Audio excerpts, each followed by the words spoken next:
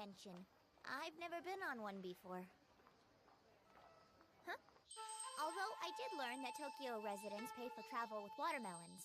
Do you know where I might obtain one? Yeah, that's not... Wait, back up. Now I'm confused about something. How'd you get to Sasazuka in the first place? Well, that's a silly question. I arrived here through the gate, obviously. Oh, yeah. Obviously. Wait, did you just say the gate? Okay, just to clarify, you're saying you're from Inte Isla. Yes. Of course I am. Did you not know?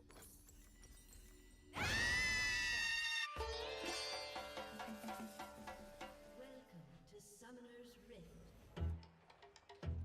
You have never said one word about Inte Isla! Maybe not, but you did. You asked if I was after the devil.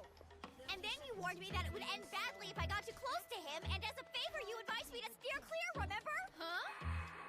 Having survived countless brutal battles, I'm not one to shy away from fear. But once I heard that even you, a hero, considered him a threat, I had no choice but to withdraw. Left with no alternatives, I asked for your assistance. You then pledged your aid and gave me your contact information. I thought you said all those nice things because you intuited who I was. How in the world could I possibly intuit that? Didn't it strike you as being a tad bit odd? All of a sudden, a sweet young girl like myself moves next door, inveigles her way into an all-male home, and starts cooking for everyone like some sort of slave girl? You are the last person who should talk about what's ridiculous. I don't understand! What exactly was going through your head when you asked me if I was after him? No, wait, Look, I don't... Because I'm still trying to wrap my head around all this. Why did you ask me if I had an intimate relationship with him? Because, you imbecile, I was informed the two of you had joined together! Ugh! That is a load of bull! We were forced coincidentally.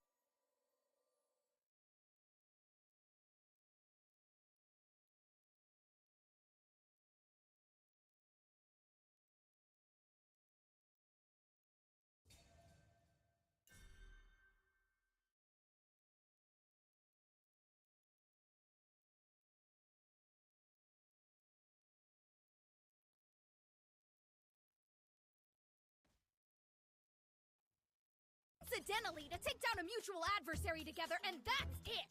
You sound like an idiot saying things like that! And please don't tell me you actually believed I was conspiring with the devil to exact my revenge against the church! You were the one at the convenience store with the sneak attack last night! What about a convenient snack? Well, guess the mystery of the Inte Islan attacker is solved. The assailant had the power to neutralize my sacred sword, so I knew they couldn't have been a demon. Which means it was you! Wait. Hang on. She doesn't have any paint marks. And she doesn't smell bad. I did no such thing, you moron! I know how powerful Amelia the hero is! Fine. If that's the case, then who are you and what are you doing hanging around the Devil's Castle? Shorfi, ich sit heis vi Crestia Bella. Vi ha ex chem, so ex kanjet kat zoit seral signal. Ulri fetch Satan, ups for zoik for the up tabs for nave ex crosiso. I don't want to be late for work, so save all the details for shopping, okay? Relax. This is how it's done. How dare you! I haven't the time for this! You will release me this instant! Why do you insist upon hindering me?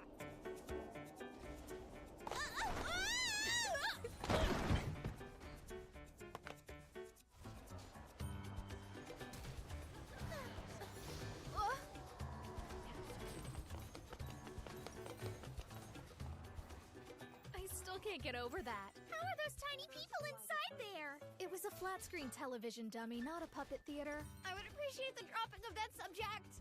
Where did you learn about Japan anyway? Like, what is up with the kimono? I did a fair bit of research into the history of this place. In every book I read, yukata and kimono were the preferred mode of fashion for everyone. I studied something called historical drama. Several documentaries gave me some real insight. That explains a lot. In fact, some of them were incredibly helpful. Owarashi Manjiro, Lone Lion and Cub, as well as my personal favorite, 3 for the Sleigh. Mito Fuku Shogun and Oko Rainbow Shogun, though, didn't quite resonate with me. Yeah, right. So, getting back on topic, why did the Doctrinal Correction Council's head investigator move next door to the Devil's Castle? Explain that part to me. My investigation started with Olga Mayer. The only useful details he had were the location of Satan's residence and a vague idea of his lifestyle. I thought if I kept tabs on the devil, then I'd show up. Yeah, that makes sense. Okay, but what do you want from me? First, let us be certain we understand one another. What Father Mayor did to you was completely deplorable. I cannot apologize to you enough for his actions. And since based on our initial conversations, I assumed you knew I was Entei Eastland, it became quite clear to me the story of you joining forces with the devil was false. Olba's will is not the collective will of the church. And while it is not my place to speak on their behalf, I would like to be on your side. Olba is out of the picture now, so cut to the chase. I want for you to join me in my quest to eliminate King Satan and then return home with me. The church would make your survival public information, but they would cover up Olba's insidiousness. Do we have a deal? No. I am doing everything within my power to restore your honor, hero, so why not? Because I don't care what the church or the kingdoms or anyone else thinks of me anymore. Surely you understand why I can't just up and trust someone who works for your organization. The same one led in part by the jerkwad who caved in a crowded mall just to kill me and the devil. Sorry to disappoint you, Susanoo, but unfortunately, that's the way things have to be now. Olba teamed up with that idiot Lucifer in his attempt to murder me. Emeralda and Albert can give you a first-hand account of how much trouble he caused these people. Or you can ask Arushihara himself. Besides, I'm a hero. Taking on the devil is my duty, not yours. Do not interfere. But if we cooperate, we can— Doctrinal Council. Just call it what it really is. The New Inquisition. I can't believe you're with them and you still don't get it. Also, I don't know what you're up to with this whole cooking for demons thing, but tread lightly, because if you mess with him or pull any cheap tricks on him, I absolutely guarantee you that Mao will see right through your little charade. He may not look it, but he's still the devil.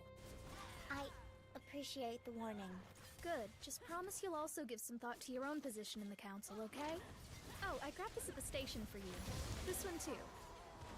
If you're gonna be sticking around, you gotta figure out how this place works. For real. The way you talk and dress is more than a little bit on the old-fashioned side. Anyways, I gotta run or I'll be late for work. We can go over the finer details after my shift tonight. Can you ever forgive me? Forgive you for what? Well, your bike! I stole it! Oh, that. I'm so sorry! I'm so No. sorry! I'm so sorry! I'm It's so fine. sorry! I'm so sorry! Gee, stop! Yep, dead today. Just like I figured. The new SFC across the street jacked all our customers. And that menacing smile on Miss Kizuki's face is freaking me out. This is bad. I have to go down to corporate today and report our numbers. Not looking forward to telling them about our 80% sales drop. Yeah, no. One time an employee, about my age, lost big time to a competitor and as punishment, got shipped off to Greenland. For real? No way we want to freeze our butts off in Greenland, right? No, ma'am. I don't care what you have to do. I authorize any means necessary. Beat SFC! Yes, ma'am! Oh, man, this sucks. Can't believe this is my first day as fill-in manager. How can we help you? Pardon me for interrupting. I know you must be busy. I was wondering if I could speak to your manager, please. I'm terribly sorry, sir. Miss Kizuki's out on business right now, but I'm the shift manager on duty, and I will be happy to assist you in any way I'm able. Sadao Mao, I've heard a lot about you, buddy. So nice to put a face with the name. They say you're sociable, hardworking, and open-minded, and that you add a wonderfully human touch to everything you do. Wow, I'm flattered, really. What's with this guy? How rude of me. If you pay me the compliment of accepting my business card. Ah, thank you, sir. You're the manager of Kentucky Fried Chicken? Mitsuki Sarue, how do you do? Sorry for not coming by to introduce myself sooner. As you can see, I've been a bit busy. I must admit, this is a delightful neighborhood. It is the absolute perfect combination of business and pleasure. And the women are quite lovely as well. Yes, that's true. At any rate, I look forward to doing business with you, Mr. Sarue. Well, it's a real shame I can't lay eyes on your famously ravishing manager, but... Beautiful. I would be honored if you'd utilize those incredibly sensual hands to prepare a special meal with extra love and a side of passion for yours truly. Sexy princess. Sorry, Chi. I probably should have stepped in and put that creeper in his place. No, Mr. Mao, totally not your fault! And besides, Who does that disgusting little weirdo think he is? Wearing those dumb sunglasses inside, and so much cologne I'll be smelling it all day. Ugh! He won't win. That's right. Huh? We'll have workable intel on the enemy soon. I dispatched my top spy. Really? I will not let you down, my dear king. I shall thoroughly investigate Kentucky Fried Chicken and bring those vile intruders to justice. I'm a hungry girl. I can tell you that much for sure. Salutations. Have you completed your service for the day? Did you seriously end up just buying more yukata? Where'd you even get that kind of money? It was quite simple, really. I had some easily converted assets, which I took to a resale shop called Nogihyo. Oh, this is the real deal! And I'm sure they didn't lowball someone as wise to the ways of the world as you. And look here! I got my own card, too. Please double-check the amount and enter your method of payment. If you would like a paper copy of your receipt, please select the green yes button. Please, what more do you want from me? Yeah, great job. So, Emmy, I'm guessing this girl is a friend of yours? Well, she's more like a, let's just go with that. I've waited here all day because I would make another request of you, good Emmy. Oh, yeah? I would like to go see Good Sadao's workplace. Would you accompany me? This is maybe not the time. Sadao. I feel like I know that name. I realize you don't want me getting too close to Please him, but stop saying unfortunately for words. you, I cannot simply step aside. So, spill the beans. Yep, this is my life now. Scandal here. I know, I'm like way butting in, but you can't work these dramas out on your own, you know. You need a third party to be an impartial judge of Rika, it's not the way like they that. see 'em. Don't worry, girls, I'm on the case. So, where is this Mr. Sadao? He works at the McDonald's near Hatagaya Station. Oh, well, the train will have us there in no time. No way I'm going with you, you understand? I know. This place is way better than McDonald's. Sure, I can take your order if you're ready. Go ahead.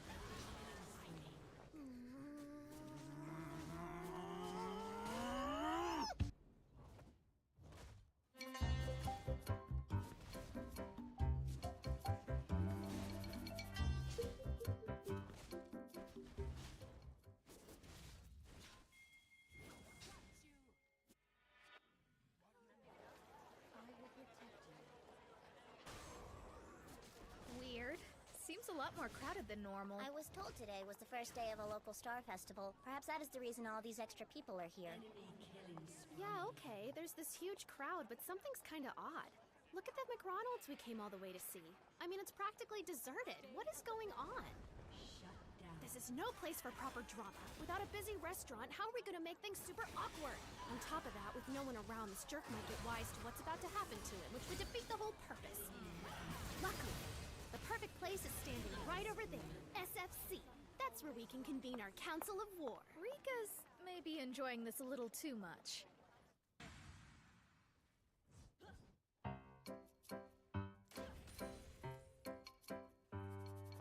First, you're gonna have to confess everything you might know, think, or feel about this Mao guy. That way, we can plan the best course of action in order to get this battle finished. Given he's the devil and I'm a hero, I doubt our battle will ever finish. Also, I'm still wondering how Susanoo's gonna handle Rika's misunderstanding. Guess I'll just have a nice coffee, please. How about you two? I would like to order the number 8 combination, a maple biscuit with an iced tea.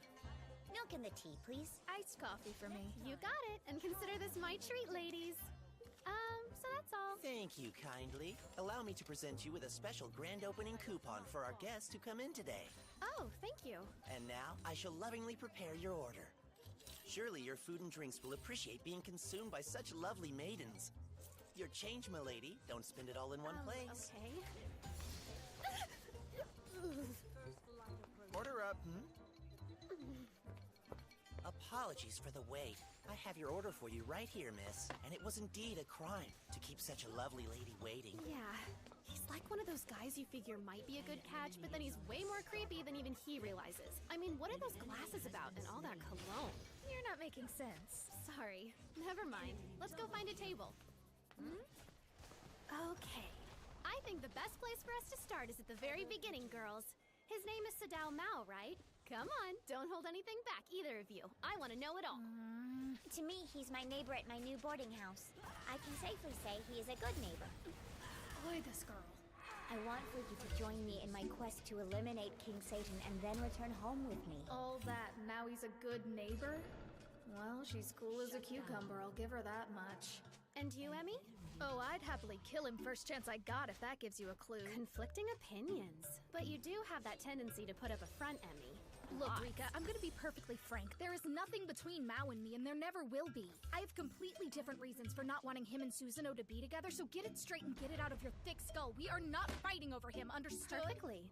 See, this is that front I was just telling you about. Why are you so set on the two of us being some sort of item to begin with? It seriously pisses me off. That man is cruel, cagey, greedy, and insensitive. He's beyond broke and acts like you owe him for some random umbrella and has no common sense whatsoever! Has been destroyed. I would not say such things if I were you! Ashia? What are you doing here? Ashia sure is taking his sweet time with his mission. You want me to exhaustively consume all the fried chicken options at this new Kentucky place? Technically, it's not just about eating. It would be one thing if you wanted me to exhaustively consume all the offerings of the fried food flash sale at the supermarket near the station where I can get it for half off. But unfortunately, our army does not have the financial reserves to contribute to the sales of your present nemesis. We cannot waste money on SFC! Will you just listen to me? These methods are being employed for a good reason. To win the battle, we must know our enemy. Are you telling me my top advisor has forgotten that? I have not, sire. I'm not saying to simply eat. I want you to eat in an exhaustive investigation of their strengths, weaknesses, and everything in between. The expense is necessary for my rise to power. Help me.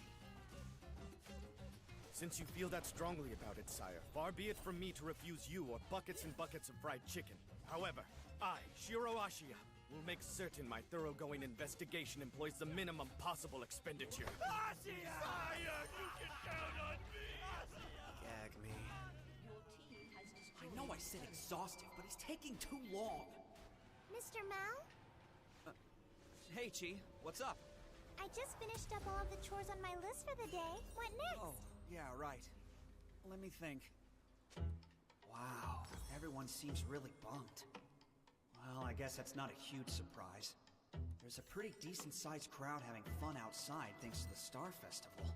Unstoppable. Look how empty our restaurant is compared to that stupid SFC. What do? I can't just keep twiddling my thumbs. So, you think maybe we should stand outside and invite people to eat over here instead? Soliciting customers could work, but it might be better to wait on intel from Ashia. The critical delivery isn't here yet, so how can we get the public's attention? Should I make a move now? No. I mustn't make a move now. I can't predict this battle at all. I'm on the front lines of a fast food war. Why is it so complicated? You okay, Mao? We know you're shift manager tonight, but you don't have to take care of everything yourself. We can help. That's right. I command an entire army again.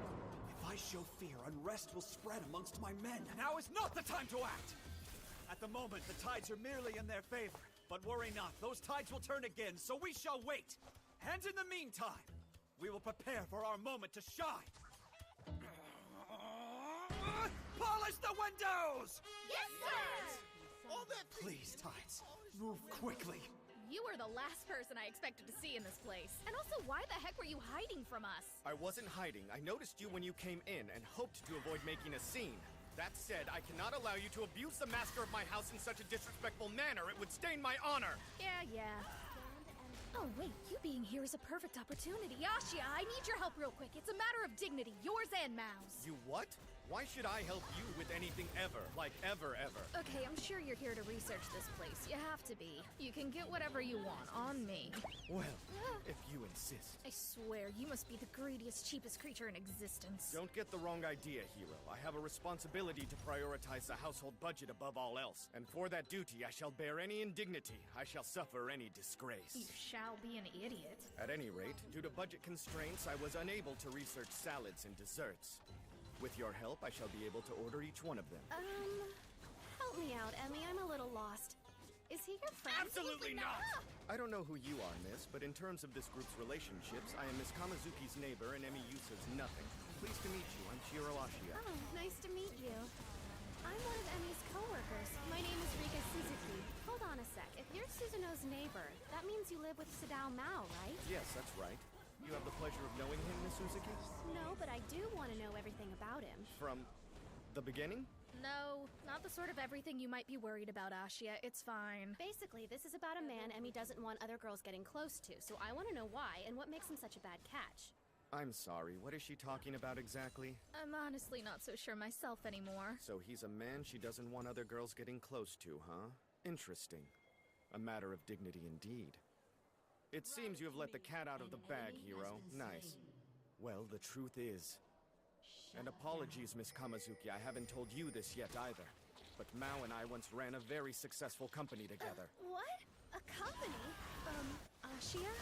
You don't know what he's talking about, do you? That doesn't make sense. You look a little young to have run a business. How old are you anyway? The main focus of our company was real estate management, with occasional forays into construction and odd jobs. But we discovered our true passion was in personnel placement. We had such a great name.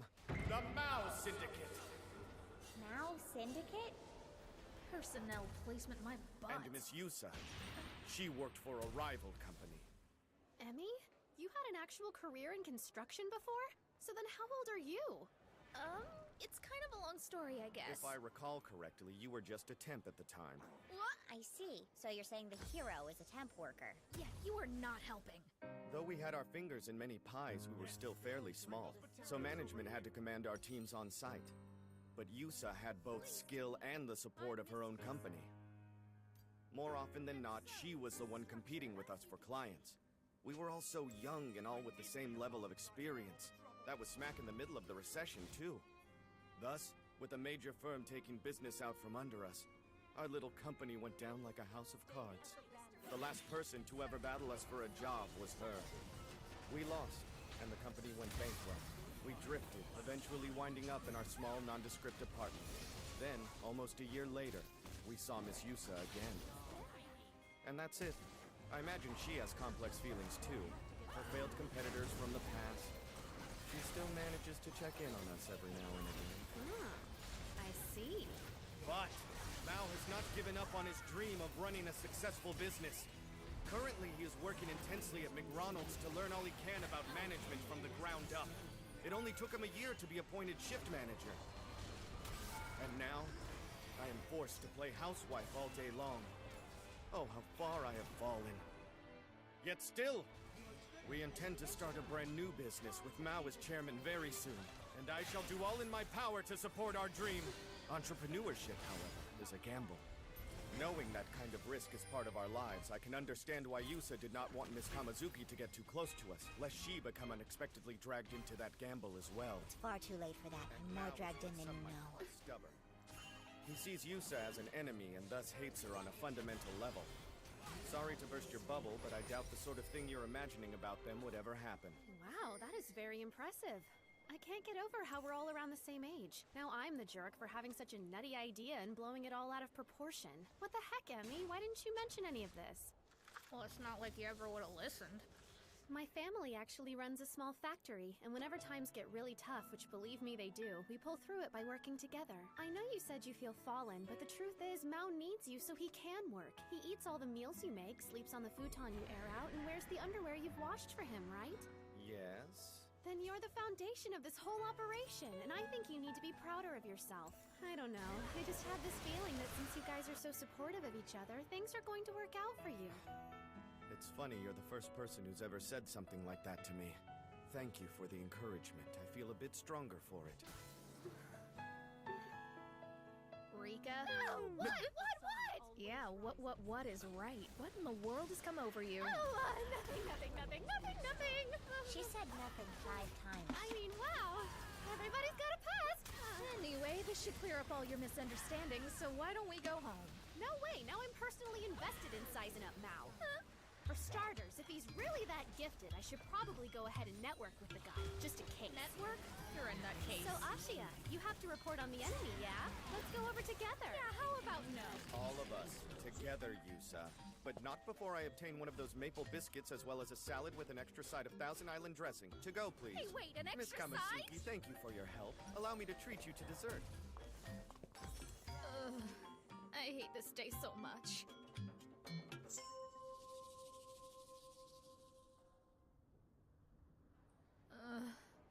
Just when I think today couldn't possibly suck anymore, it totally does. Why so serious, miss? You cannot allow things in life to trouble you, or you won't be able to enjoy your delicious Kentucky Fried Chicken. Yeah, thanks, I guess. No matter how much one worries, whether we like it or not, things change over time. Whatever it is you've got going on right now will end up completely out of your control. So the sooner you accept that, the better it'll be for everyone. This is the first time I've been given unsolicited advice on life by a fast food worker. I apologize for being presumptuous, but if I might share just one more thing. Men have a tendency to take advantage of women who appear vulnerable. You should be on your guard at all times. What is that supposed to mean? Oh, nothing. Nothing at all. Thank you so much for visiting today. Please come back and see us again soon.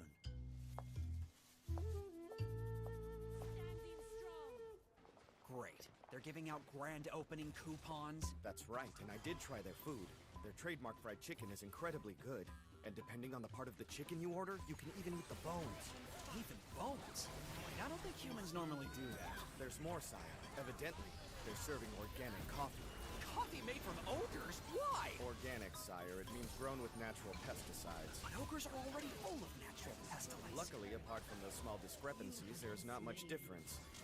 Customer service was fairly average. I imagine the only reason they have such a crowd is that humans are hopelessly dazzled by new things. I see.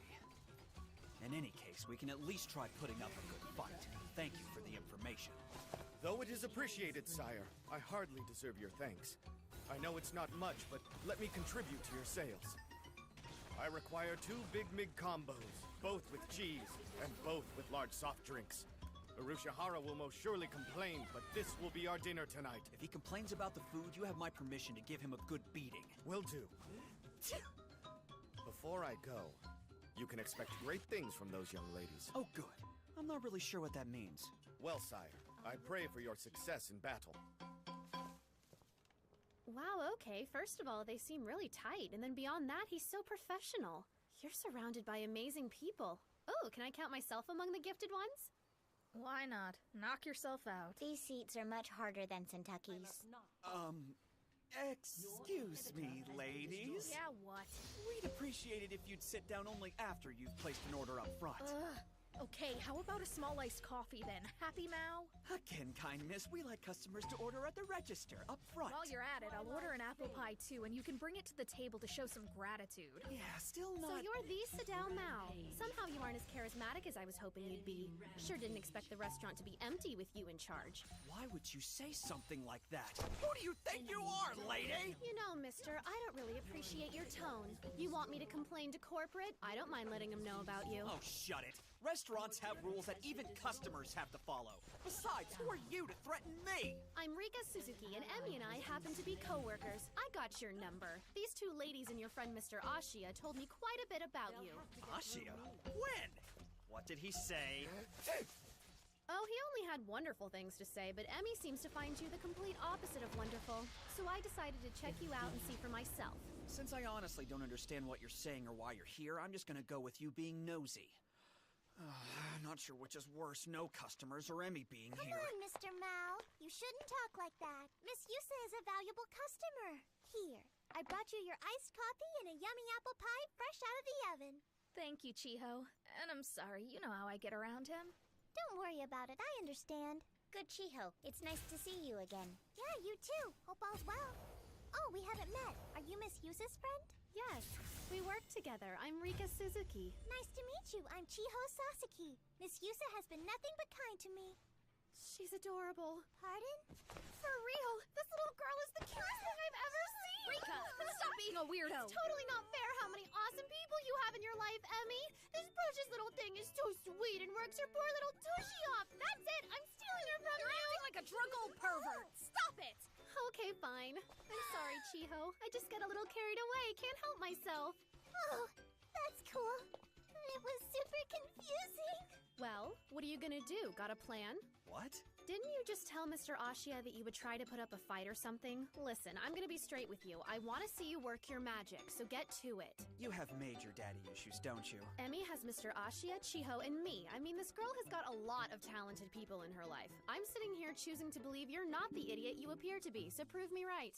Just to be sure we're on the same page here, are you implying I look stupid? Implying's maybe not a strong enough word.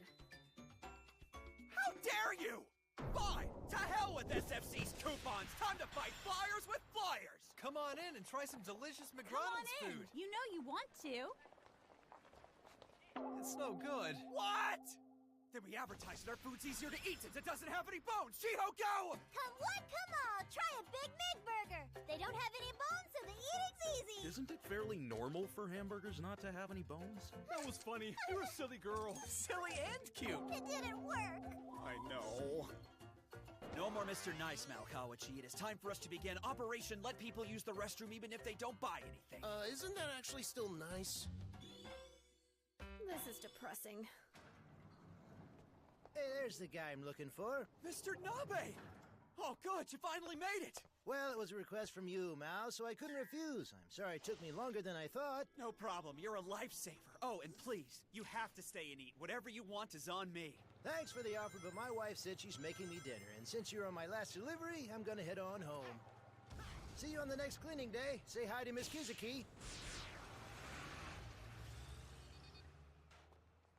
Amazing. He gave us really nice ones. Let's hurry up and decorate before the dinner rush starts. Yeah, this is awesome. Mal, got some more for you. I'm not sure if we have enough ornaments. If not, we can use the flyers. Is it really okay to use those to make more ornaments? As the current shift manager, I say you bet it is. What's going on? Mr. Mao came up with a super cool idea thanks to the Star Festival. He thought it would be fun to have our customers write wishes on strips of paper and decorate the trees with them. Then the really smart part was when he got our manager to make a request from Regional.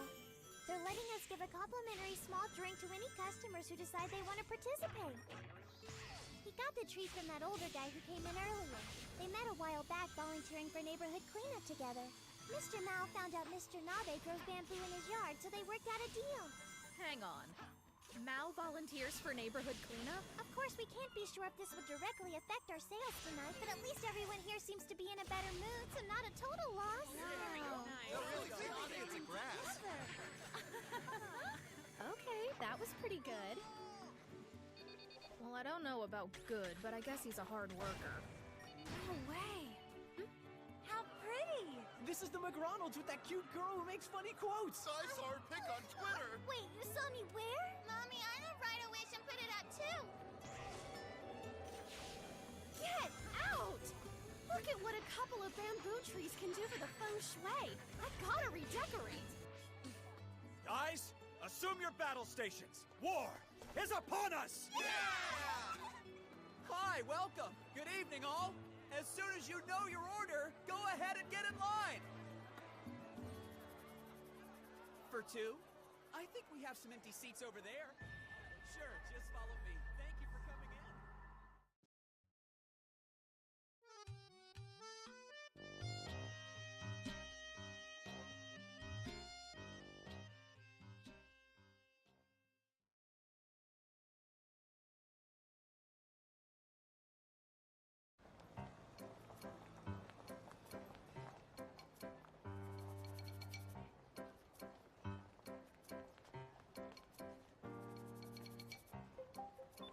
Yesterday sure was rough, huh? Yeah, but we can't stop busting our humps now, otherwise Kentucky Fried Chicken might steal all our customers again. I have to go tell corporate about our 80% sales drop. No way we want to freeze our butts off in Greenland, right? Hey, Ma.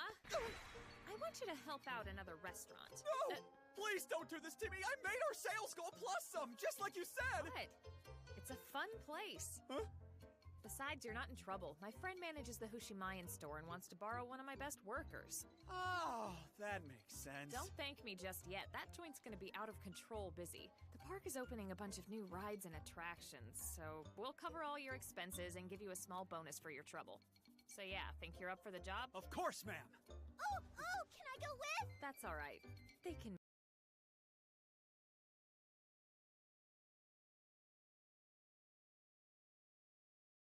manage without you. Aw, but I wanna. I'm counting on you, Ma. You're my top crew member, so don't be scared to let me Hushimayan, down. huh? You got it.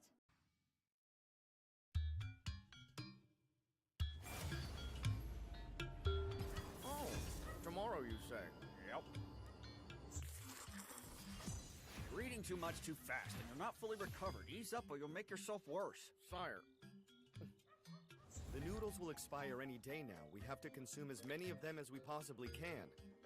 But thank you very much for your concern. She's right. The amusement park near that other McRonald's is reopening tomorrow, and they're rolling out a bunch of cool attractions, so it looks like they're expecting a big crowd. Quit surfing on the interwebs and start helping us slurp down some noodles.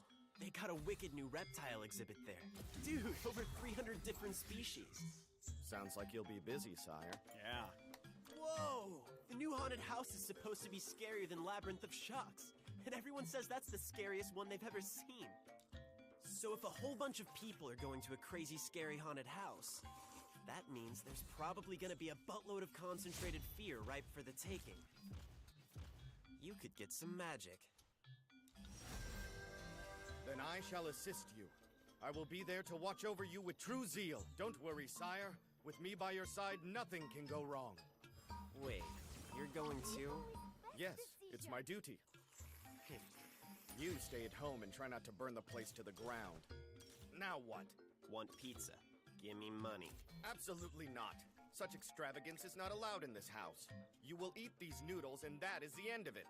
You will then wash the dishes. Dude, no. How old are those noodles? They've gotta be turning a little south by now. Tastes perfectly fine to me. Do not waste them. There are starving children somewhere. Yeah, whatever, Mom. Why? You two stop fighting and hurry up and eat. We gotta get this done. Hello? Hey, Chiho, what's up? Oh? Yeah. An amusement park, huh? Sure, why not?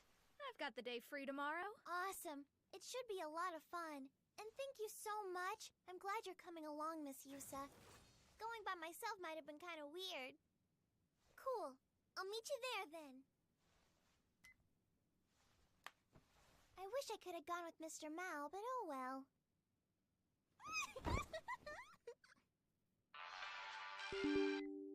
Hello? The devil is traveling to Hushimayan tomorrow. I'm certain he plans to collect magic. What? I thought he was helping at another McRonald's. I see word has already reached you then, Amelia. Yeah, Chiho told me. I'm going to take the train up there tomorrow, too.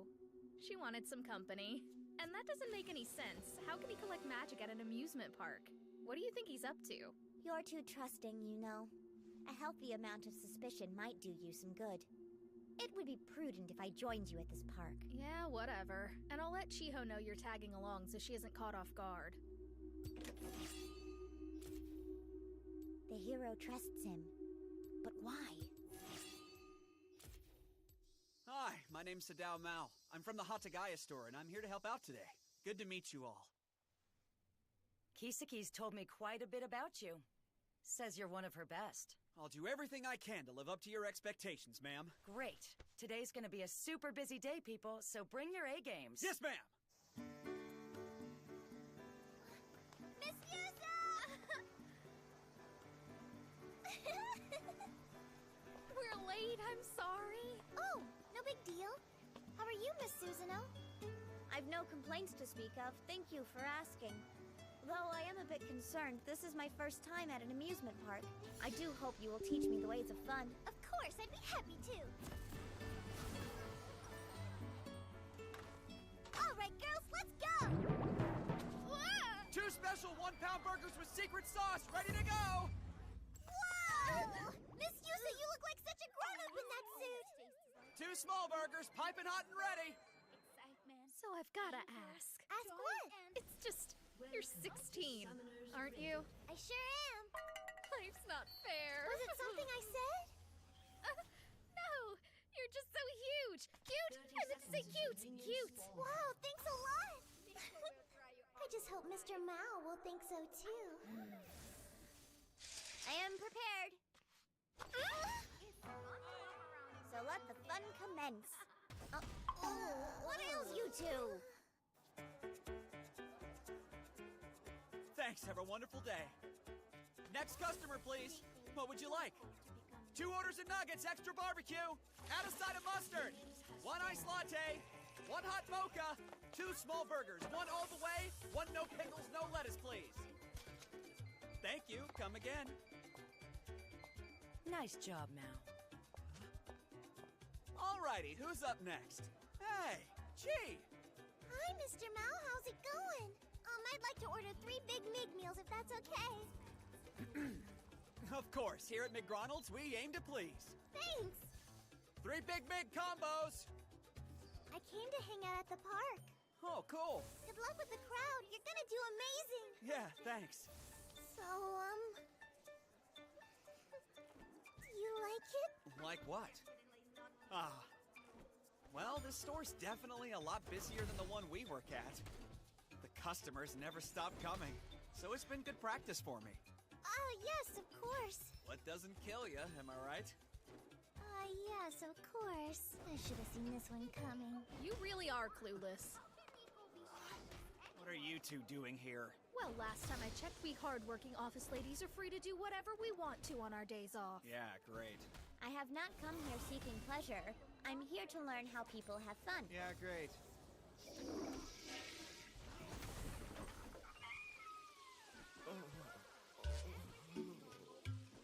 Are you gonna croak? Not gonna lie, you look like Dookie. No, I'm fine. Nothing I can't handle. If I were you, I'd take some meds. It's just a stomach ache. I don't need alchemy. I'm so ashamed. I intended to assist King Satan in his collection of magic, and now look at me. I'm such a disgrace. Truly pathetic. Take it easy. Stressing out only makes it worse. Seriously, you're already stuck at home anyway. Either just stay in there or stay in bed. Dude, don't die, okay? Wow, this place is like crazy crowded. I know. It's like everyone and their mom's here to check out all the new stuff opening. You mean like that haunted house over there? Yep. I hear it's pretty intense. So, should we go get in line? Yes, let's. You could get some magic. I have several reasons to be interested.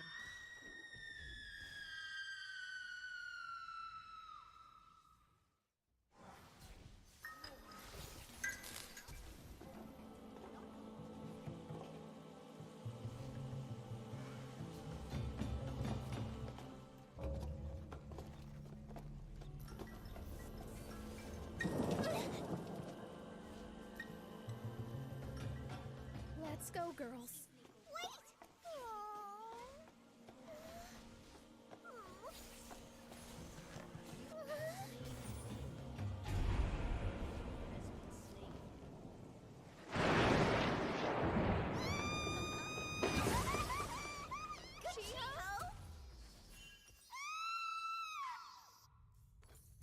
Wow, she really took off. Wimp. I suppose we should venture on without her then.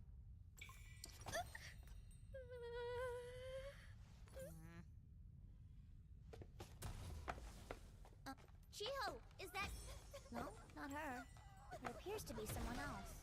Hello? Are you alright? Child? Why are you crying? She's gone. Gone? Who's gone? My mama. Where is she? She's gone. Alright. Would you like to come with us then? She's gone. My mama. She's gone. She's gone. She's gone. My mama. She's gone. Gone. My mama. Gone. Hey. My mama. Wait. Gone. Gone. It's Mama.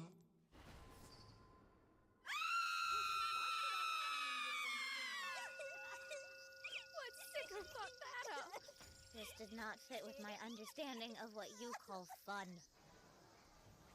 Shall we give this a chance? Hey, Chiho? It's not too late to turn back. No. I'll go in if you guys will. Okay.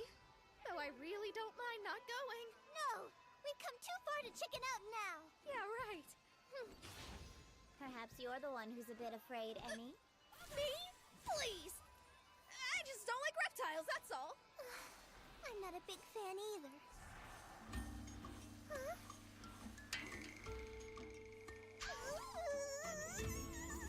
So gross how they come creeping in out of nowhere. Yeah, gross is right.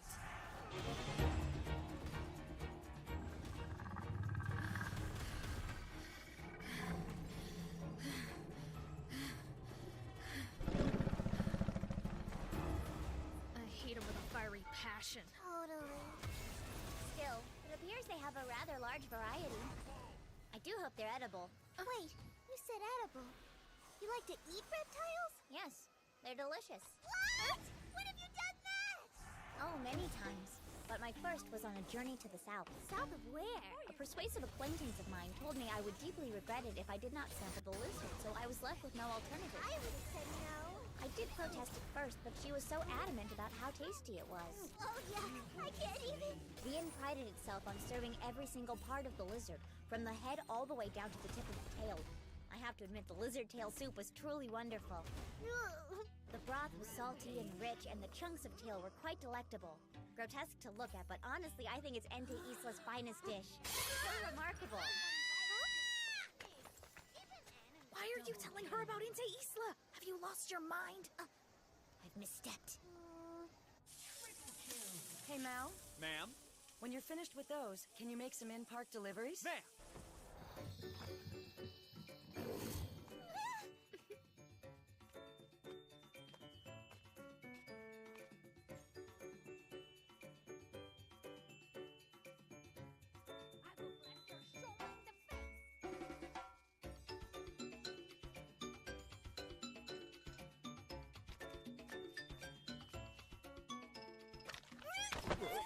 Oh, I'm sorry.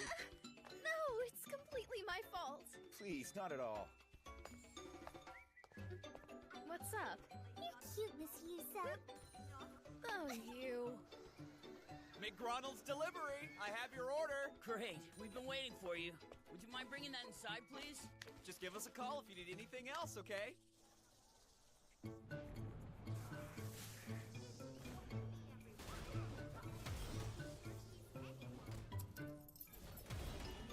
This is way cool. I had no idea there were so many different types of reptiles. Neither did I. Well, do you recognize anything you've eaten for dinner? Quiet. I prefer not to think of them as food while they're still alive. Look, it's a monkey. Perhaps it's lost. Why is it wearing clothes? Hey there. Don't be afraid. Come on out.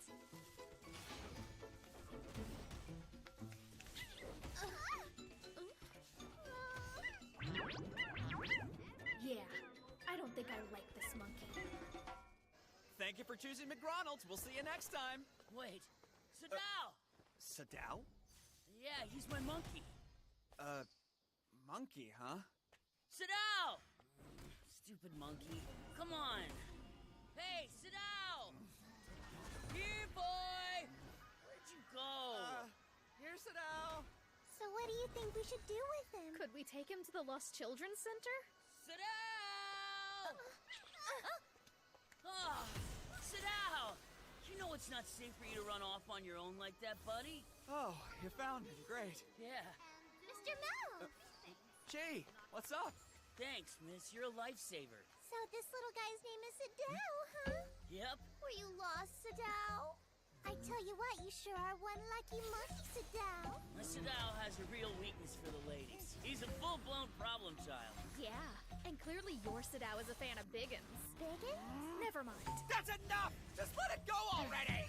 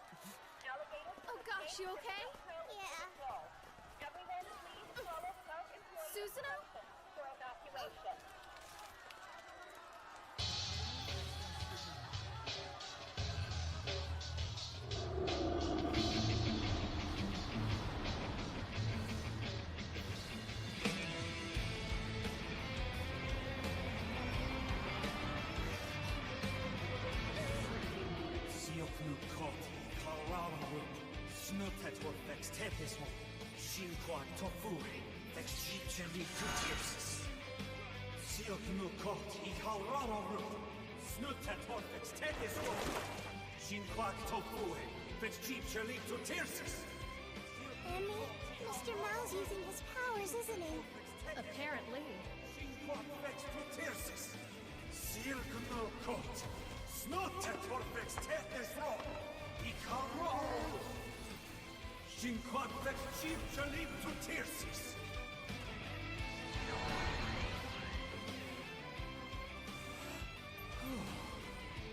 I don't understand. He could have taken advantage of the chaos and absorbed its power for personal gain. But instead, he's being selfless, using what he collected to help the humans.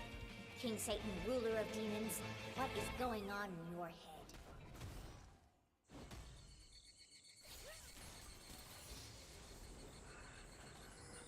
I gotta say, Mal, you did even better than Kisaki said you would. Thank you, ma'am. Just doing my job. Well then, I still got cleanup duty, so I'd better go.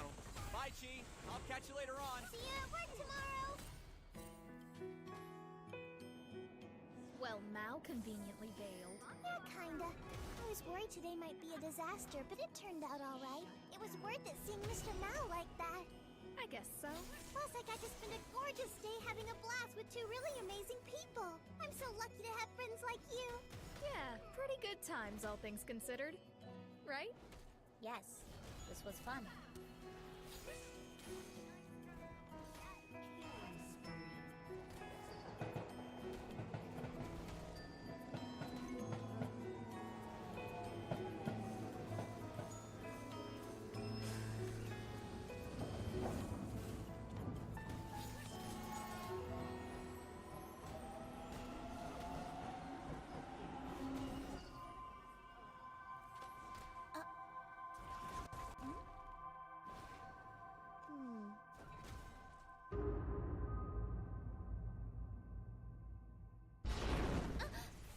Miss Susanoo?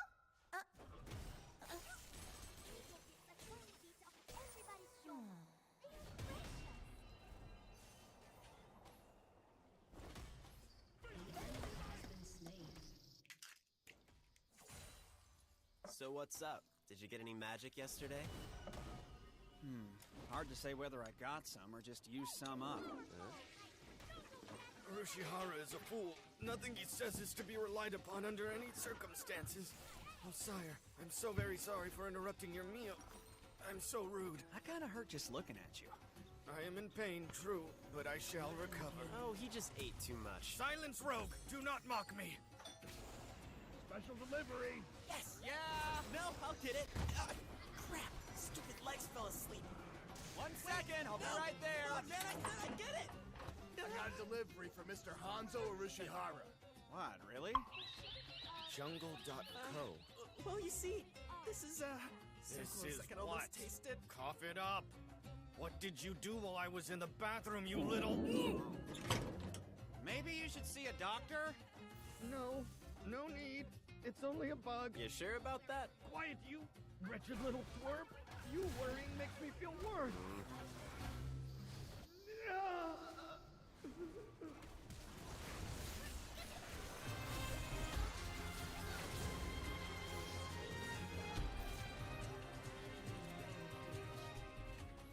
Can our spirits be friends? You are not are you? An enemy is unstoppable.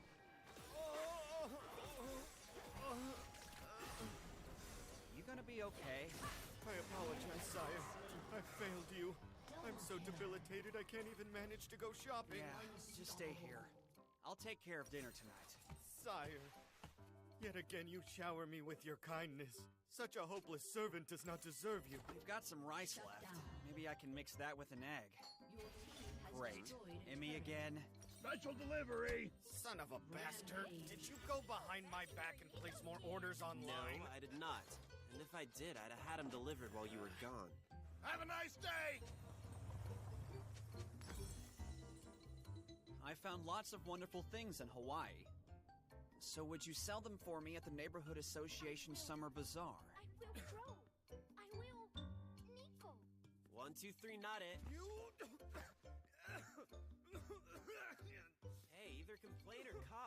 one. It's you. Yes, I remember you from the church. You are Crestia Bell, the Death Side.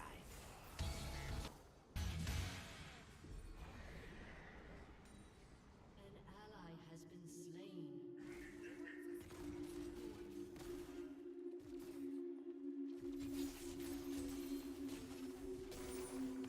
I'm starting to get worried.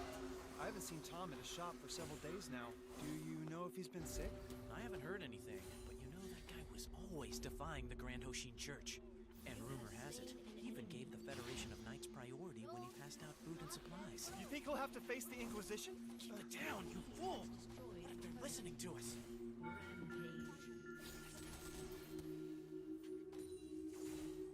I've received intelligence that Lucifer's army is invading Porridge Village. Most unfortunate for the platoon of church knights who are stationed there. They don't stand a chance. Why don't we send in reinforcements and then they can owe us one? No, it wouldn't make much difference. The enemy force is too large. The most intelligent course of action is to just pretend we never heard about it in the first place. Following such a strategy will let the world know the church failed to protect the village, allowing doubt to set in. Our Federation will then be able to take advantage of the mess and proceed with our plans to subdue Satan. Right, and we will lose only one minor village in the process. A sacrifice well worth it if we can win back the people. Who goes there? Wait, what? Poison! No! It's in the wine!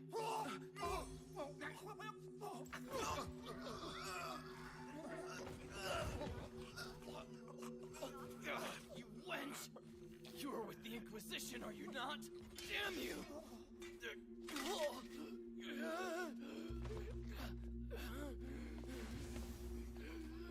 Church lapdog, you will pay! No! Spare me!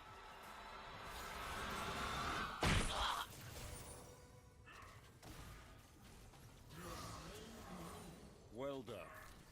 Your work was as efficient as always. I'm impressed. Now wipe off all that blood. The portion of the blame for the Knights' inability to band together against Satan's army lies with the Church. Why does no one try to compromise? We should not be at war with each other. Do not think above your pay grade, dear. Your only concern is your duty as the bailiff of the Inquisition. A questioning spirit is a prideful one. Here is the next list of heretics.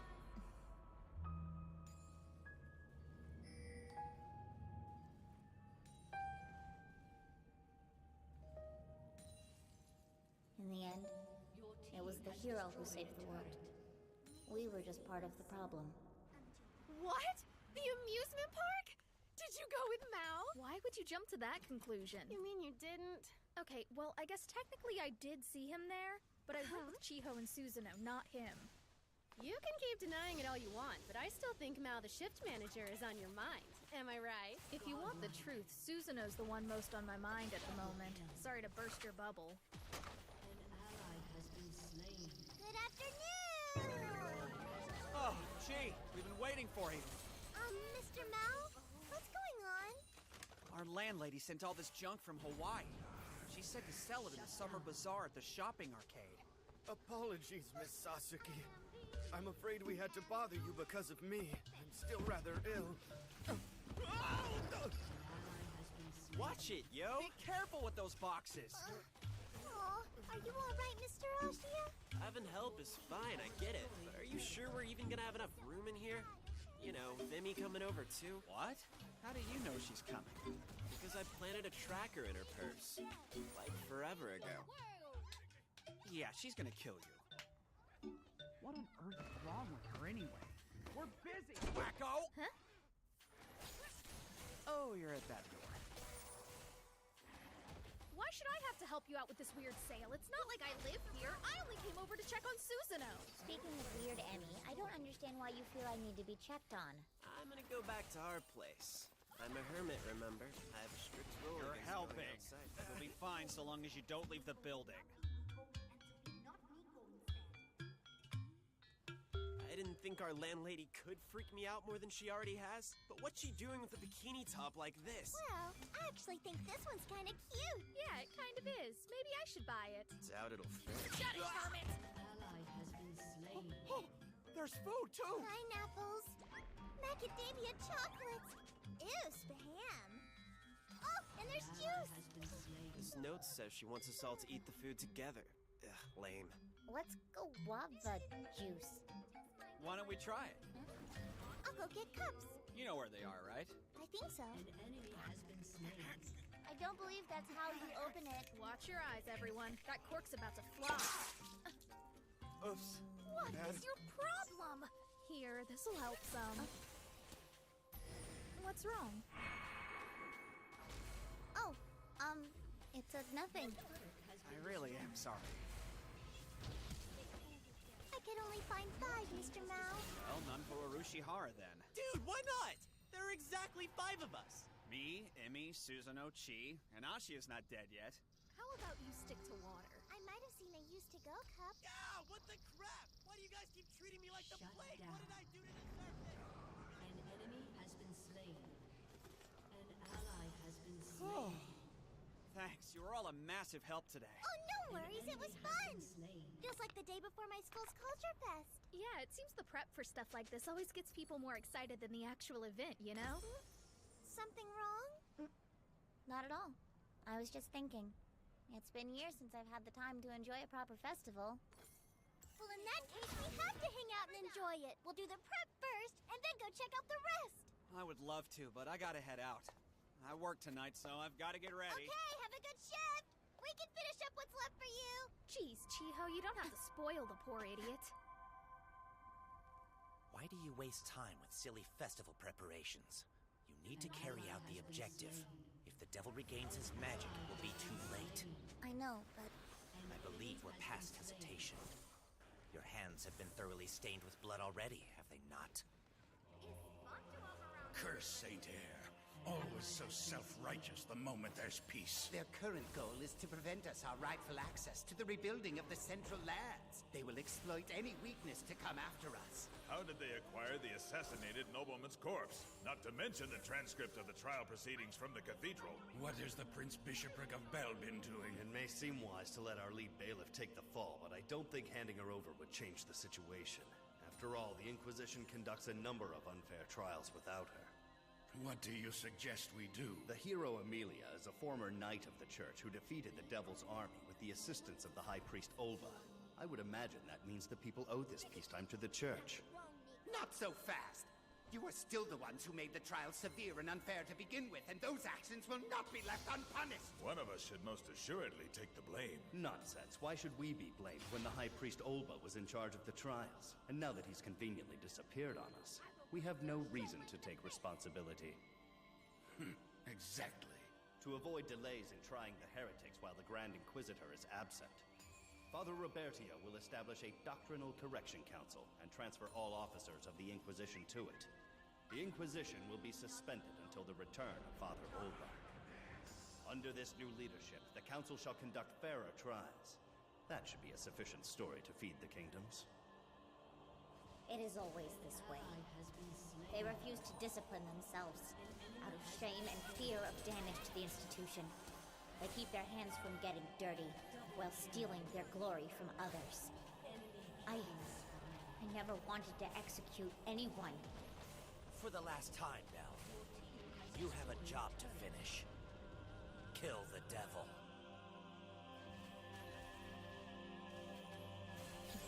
He shall die. I swear it. An enemy has been slain.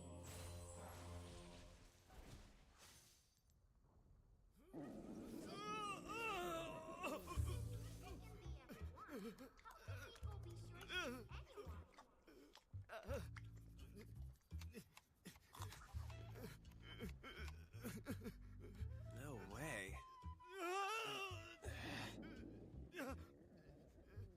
Look, dude. If you're that sick, why not go to the hospital? I'll even call an ambulance. No, that's way too much too. Hey! Tough nuts. I'm calling for help and you're going to the hospital. Wait! Do you you know how much an ambulance costs? I don't know if insurance will cover it!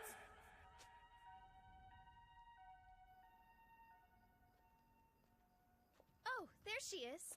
Miss Susano! Where have you been? Is everything okay? Yes, fine. I was just doing some thinking. So, I've been wondering, how's your job search? 'Cause if you haven't found one yet, I'm sure we could get you hired at McDonald's with us. An enemy has Can been you slain. imagine how much fun we'd all have working together? Good, Chiho. Yeah? You should not associate with Mao any longer. What the crap, Susano? Emilia, please stay out of this. Amelia? Miss Yusa, how does she know your real name? So you do know about King Satan. My instincts were correct. Something has been telling me you knew the awful truth already. Susano! Emilia, believe me, I know you have your own agenda here. But you must understand I do as well. It was my mistake. I should have killed him immediately. Miss Susano!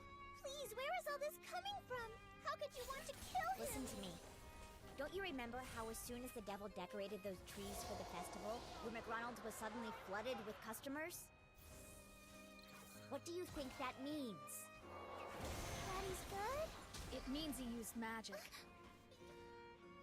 Those slips of paper were filled with human desires, and then tied to bamboo to exorcise the bad energy.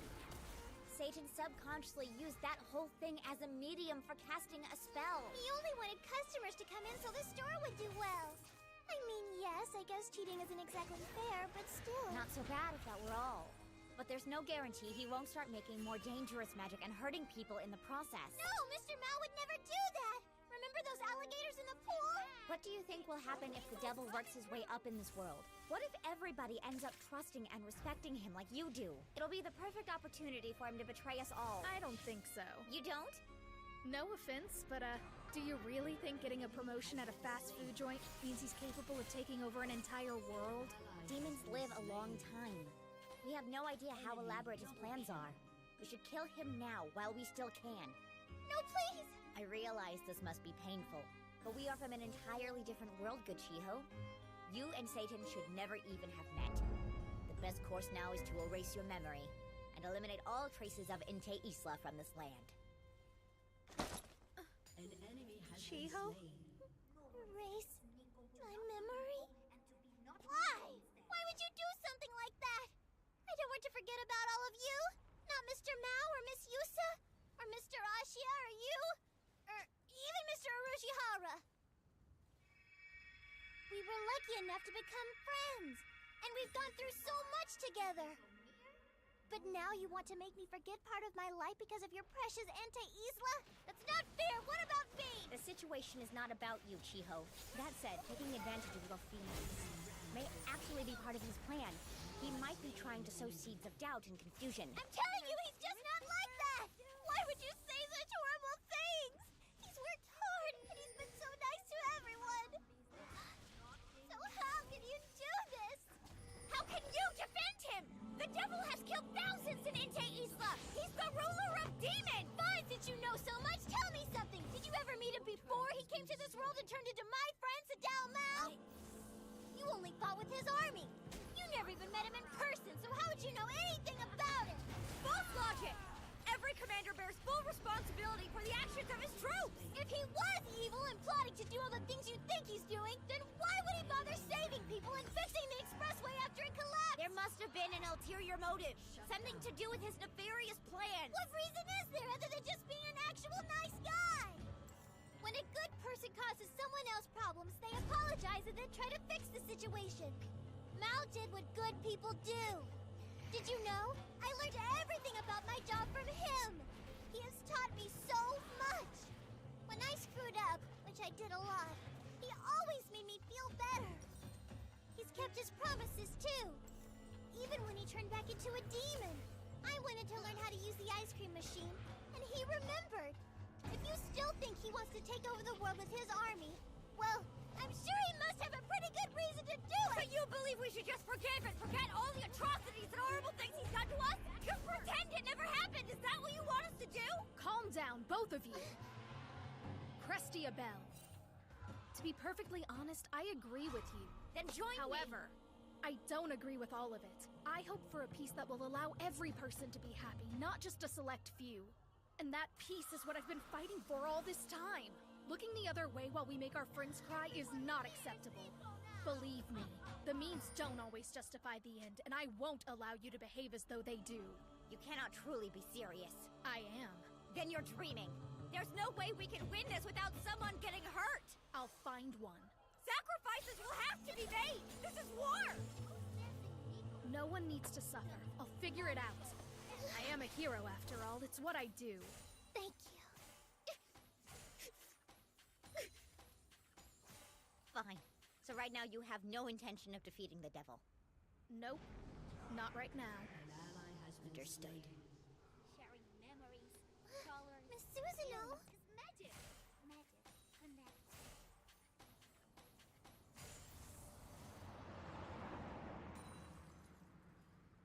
I think I went too far.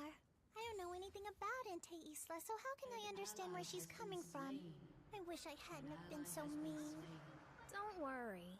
Susanoo realizes we don't always get to choose who we fall in love with. You think so?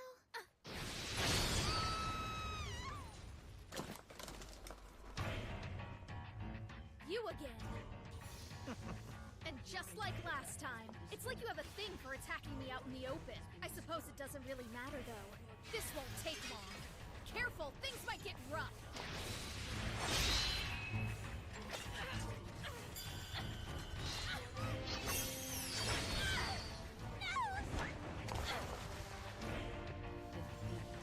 I gotta call for help! Who are you? I tried to warn you. Men will always take advantage of vulnerable women. Chicken creep?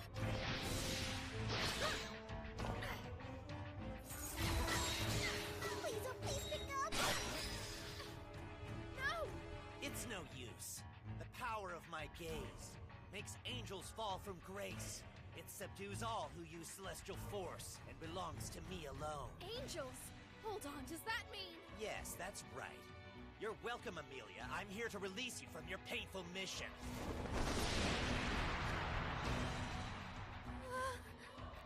Since you don't need the better half anymore, I'll be taking it back.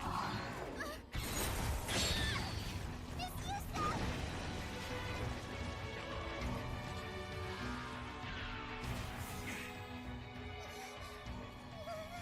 Miss Yusa! Not you too! You're just like that awful man Oba, aren't you? She's in your way, so you think it's okay to get rid of her! How can you do this? Mr. Mel may be a demon, but you're the one who's got no problem betraying the only person who fought for your world, so what does that make you? Good, Jiho. I'm sorry. Oh, she called, huh?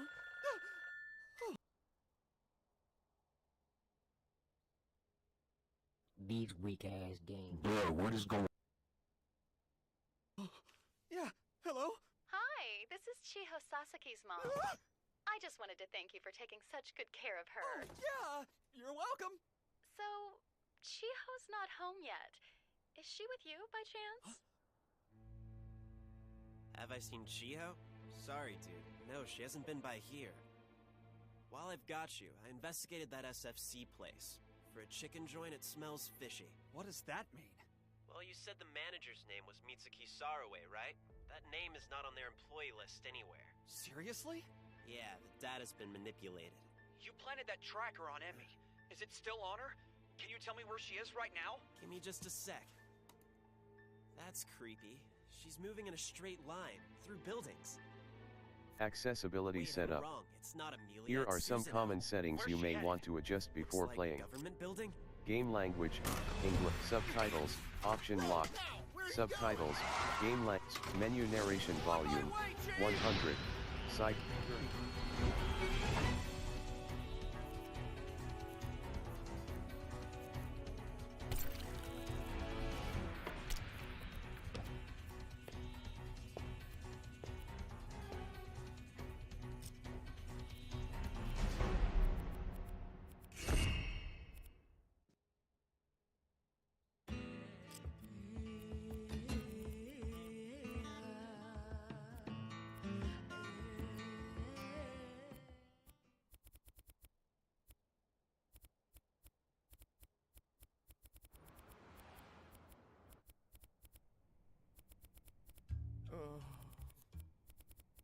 For shame, I am a complete and utter failure.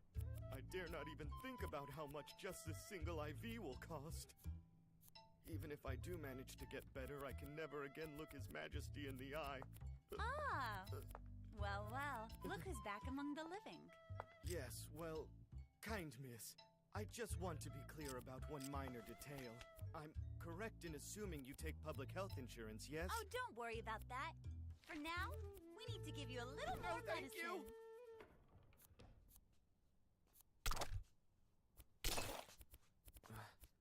What's this?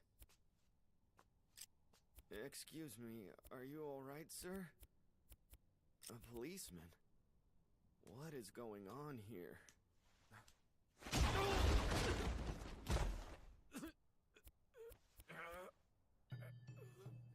Oba!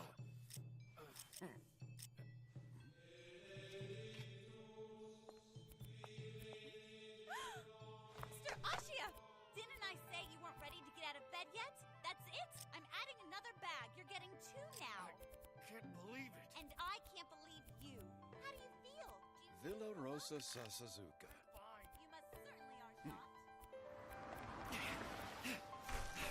Hold on, Chi! I'm coming!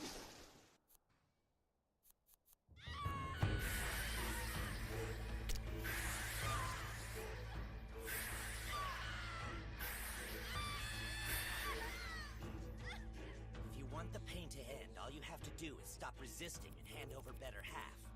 It's not materializing, so what do you expect me to do? If you want to know what I think, I'd say the sword is rejecting you. By all rights, the sacred sword shouldn't be in the hands of a mere human being. Therefore, we must take it back once and for all. This is Heaven's collective will.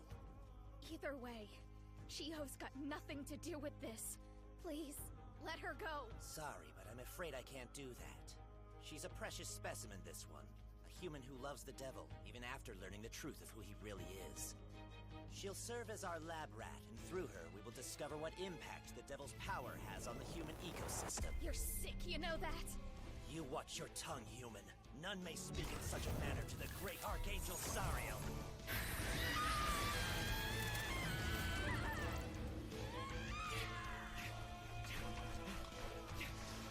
God, son of a... Damn, it's a barrier field. You're very... Issue, buddy. How dare you make Chi go through such a frightening experience? She really does care. Chi is a valued employee of McDonald's. As the devil and as shift manager, I protect those under my charge. It is my job. He doesn't care. What can you do with that frail little body of yours? Mr. Bell! With the pittance of magic you have left, you're no match for me! I'm afraid you're the one who's lost it, Sariel. You force a false peace onto our people. You create chaos for another world, and you betray those you should be protecting. Those who would do anything for their faith, even give up their lives. As head investigator of the Doctrinal Correction Council, I refuse to let your base, self-serving brand of justice go unchallenged! Please, why don't you get off your high horse? The Inquisition's bloodthirsty god of death has no right to talk to me about justice! Enough! Of one thing I am certain! Sadao Mao's life here is no trespass! It is no thorn in the side of justice! Believe what you will, but with the power of this giant moon behind me, no one can stave me off! You're in for a rude awakening.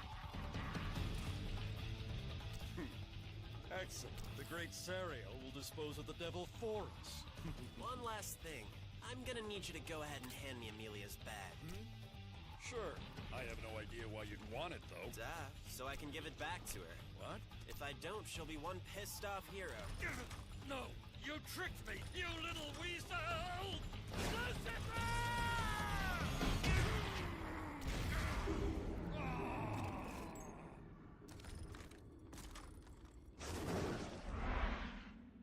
Don't you know heaven is a place on Earth? Specifically a one-room, second-floor apartment? My job's done here. You can take it from here, Satan. And give him hell. No, not the moon. Hey, Sariel. I'm a nice guy, so I'll let you pick. Pick what? Run home with your tail between your legs, or get the living crap beaten out of you. What'll it be? That's an easy one. Except I believe you're mistaken about which of us walks away from this. A devil who can only get power by doping himself up with human negativity is nothing to be scared of! Oh, man.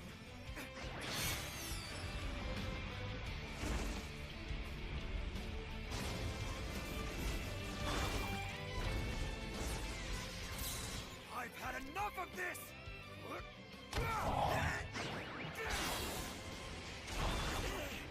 He's on a freaking rampage! You're coming with me, little girl!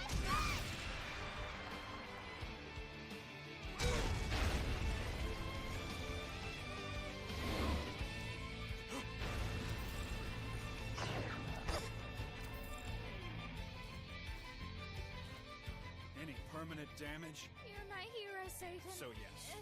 I don't even care anymore. That stupid fur-bag tormented me all day long. Just put me down now. Emmy, listen to me. What is it? Your shirt's open.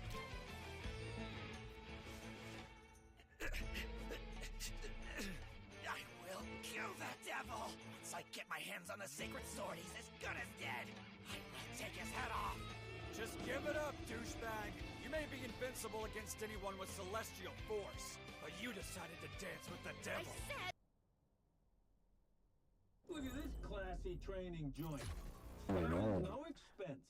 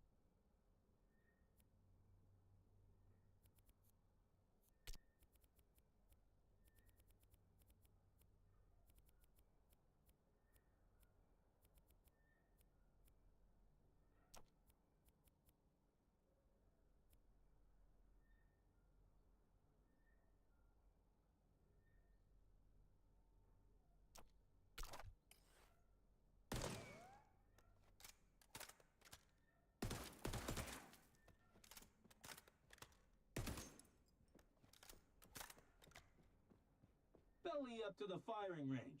Give different loadouts a shot.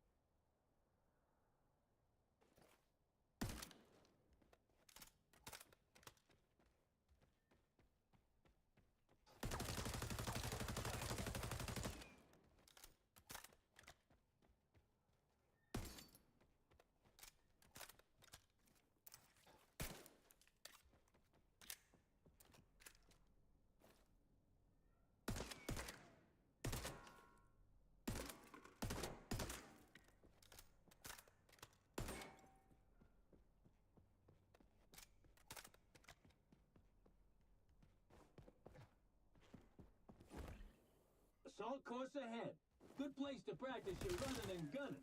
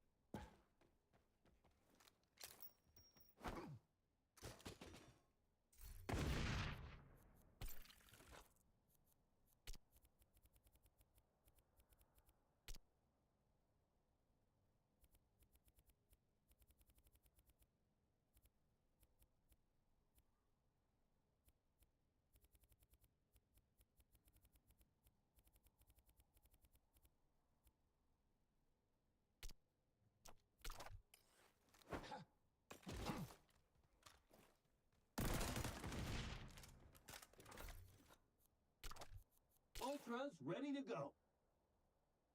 The fuck is up with this CD stack?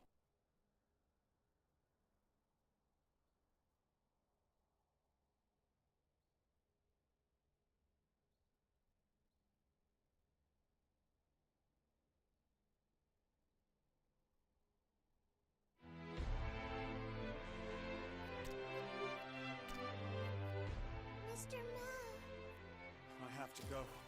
Chiho, it's time for me to return to Inte Isla. Oh, please.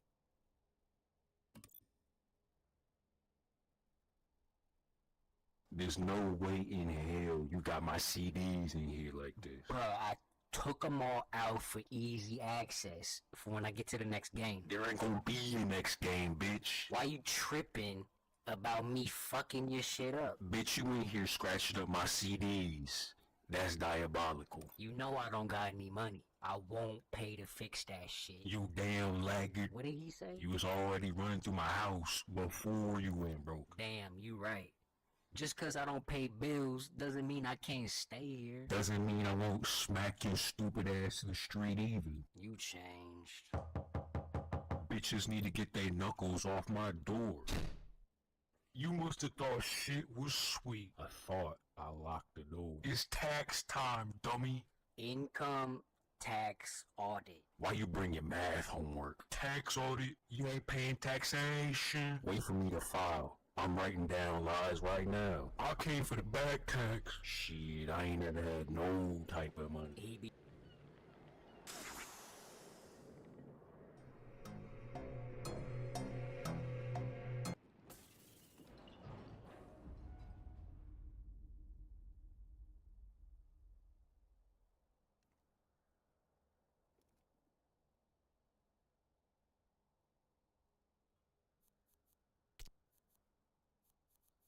Roger.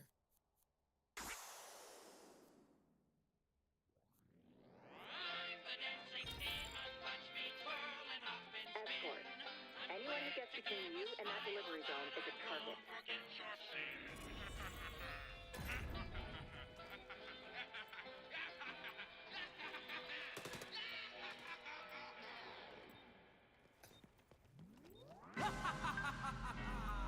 The wonders of imagination. Welcome home, dear friend. How long we've all been waiting.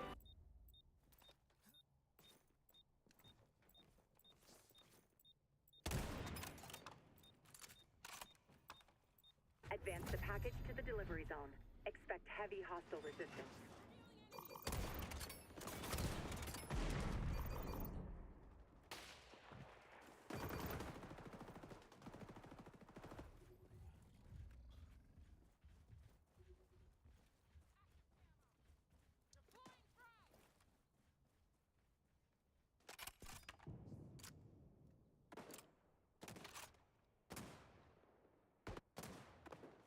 The following is a fan-based parody.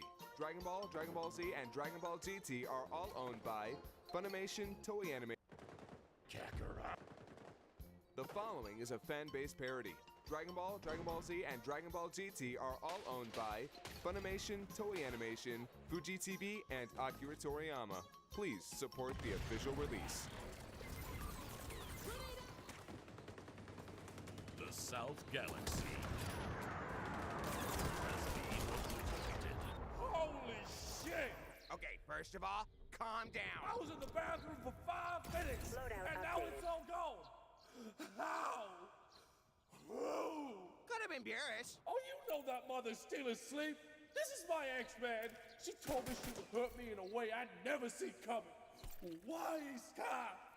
Why? South Kai, listen. I thought she meant like she was a Blu-ray player, man. South Kai, we are going to figure this out. We need to get whoever did this, North Kai. All right, then listen. I got a guy. What's his name? Goku, I'm gonna show you. Show me what? How to act like an actual adult.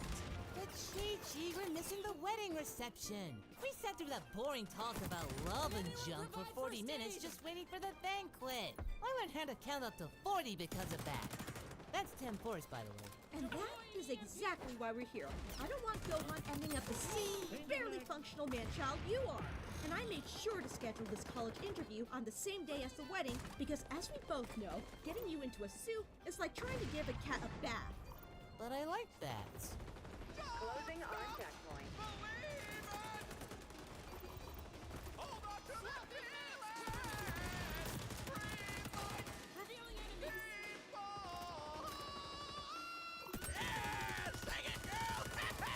Drunk already? The reception just started. Big! I am a pre-gaming master. Aw, sweetheart, I'm so sorry your best man had to skip out on the reception. That's okay. I have my real best man right here. Oh, save it for the honeymoon. That's not all I'm saving. Is it a turkey? You know me so well. I came here for a banquet, and I find out it's a potluck, you cheap fucks! Well, I'm surprised you came, sweetheart. An interspecies homosexual marriage? I just wanted to see what the gay agenda looked like in person. Frankly, not impressed. Oh, great, and now immigrants. Truly a liberal wonderland around here. Do you fools have any idea whose planet this is? Hail, Lord Vegeta! Well, good. Glad we're clear on that. It has been too many years, Prince Vegeta. Or should I say... 11 years old and homeschooled, but you say he's at a 12th grade level? I'm a teacher first and a mother second. Also a wife. I see. Speaking of your husband, Mr. Son Goku, was it? Can you tell us anything interesting about yourself? Oh, sure. Well, I'm a Saiyan. Goku? Oh, so you're a minority, because that could favor your child for enrollment. Oh, yes. Definitely a minority. There are only 2.5 more like Goku, are you there? Oh, hey, King Kai. Long time no talk. How's Bubbles? Not much. Just a silly school thing. No, not for me, for Gohan. Oh, wow. Excuse me, Mr. Sun. Hold on, talking to God. Wait, there are other Kais? He's very religious. We We gotta talk both about this. are. Did you know my mother was Jewish? One sec. I gotta take this. Ma'am, is your husband a magician? Yes! And for his next trick, he will convince you to enroll our son. Well, if he's as in touch with God as you say he is, perhaps he could work that miracle. So you're telling me that you've acquired an entirely new planet Vegeta for me to rule over? That is exactly what I said, yes. Ah, well then, it's official. Attention, everyone! You're... Take a tour of your beautiful new palace. Somebody get me a raw egg, 2 shots of Tabasco, salt, pepper, and a gun to shoot myself. You know what they say, liquor before beer, you're in the clear. Liquor before intergalactic travel, till your insides unravel. Lethal force utilized. So, did you destroy South Galaxy? There's a South Galaxy? Forget you heard that. No. I'll talk so nice. You call this a palace worthy of King Vegeta? First of all, I demand more towels. Second, I demand more towels. And third, I demand more trowels. The brickwork on this place is a shit show.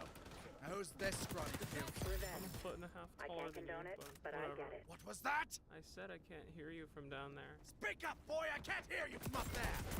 That is my son Broly, my liege. Forgive him, he's a very passive boy.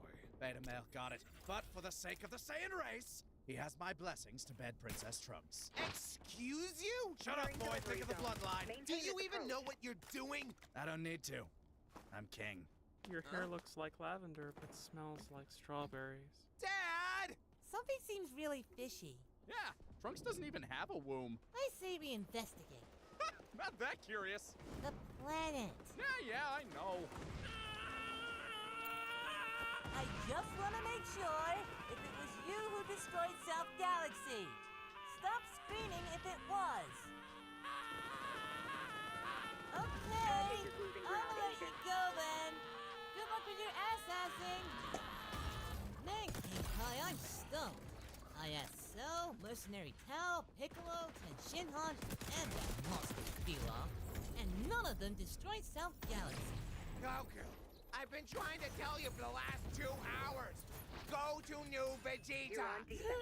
Stop the package. There's another Vegeta? Wonder if he's stronger than normal Vegeta. That man is going to be the death of me.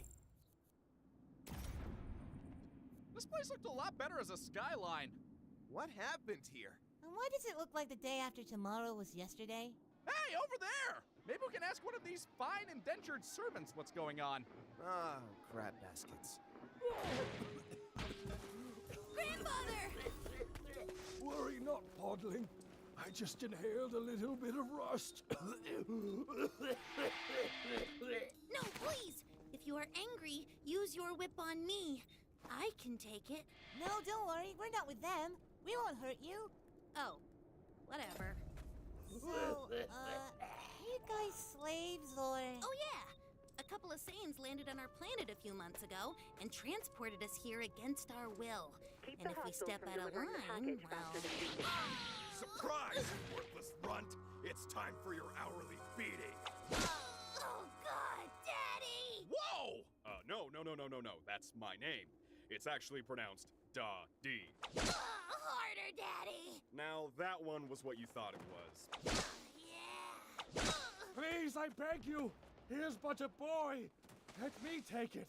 It's my turn! Only after you lick my boot. Oh, you monster! Stop that! Leave these odd people alone! Is revenge. We've been beating up children all day long. What makes you any different? Because he's with me! Okay, kinky we can handle, but we're not being paid for crazy. We're out. And I just bit the inside of my cheek earlier. Oh. Goku, what the heck are you doing here? I'm so sorry. Oh, just looking for the new Vegeta. I followed old Vegeta's energy here, and I found you guys. Goku, New Vegeta is actually just a planet. Oh, now you tell me! Who names their planet after themselves? A goddamn idiot! That's what I am for buying into this garbage heap! Please, my liege. I'm not your liege, you brown-nosing toady! You promised me a kingdom, but I have no subjects, no infrastructure, and a throne made of wood! What am I, the space pope? I beg of you, King Vegeta. Please stay for roughly maybe 3.5 hours. And continue wasting my time? Oh, and tell your creepy brat to stop following me! What's your power level? And stop asking that! No one cares anymore! Mine's pretty big. Hey, Jinx! Oh shit, it's Goku! Goku! Hello, Goku. Have you come to join the rest of your marvelous race? Or did you just come to see my new palace? It has 6 towers, like a peasant! Hello, what is your power level? You know, pretty big though. Mine too. Cool.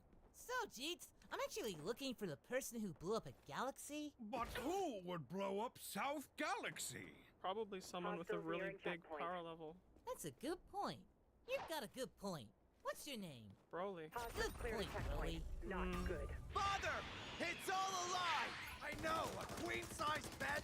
Paragus, you squalid No, Paragus has been fabricating this entire planet, from its palace to its people.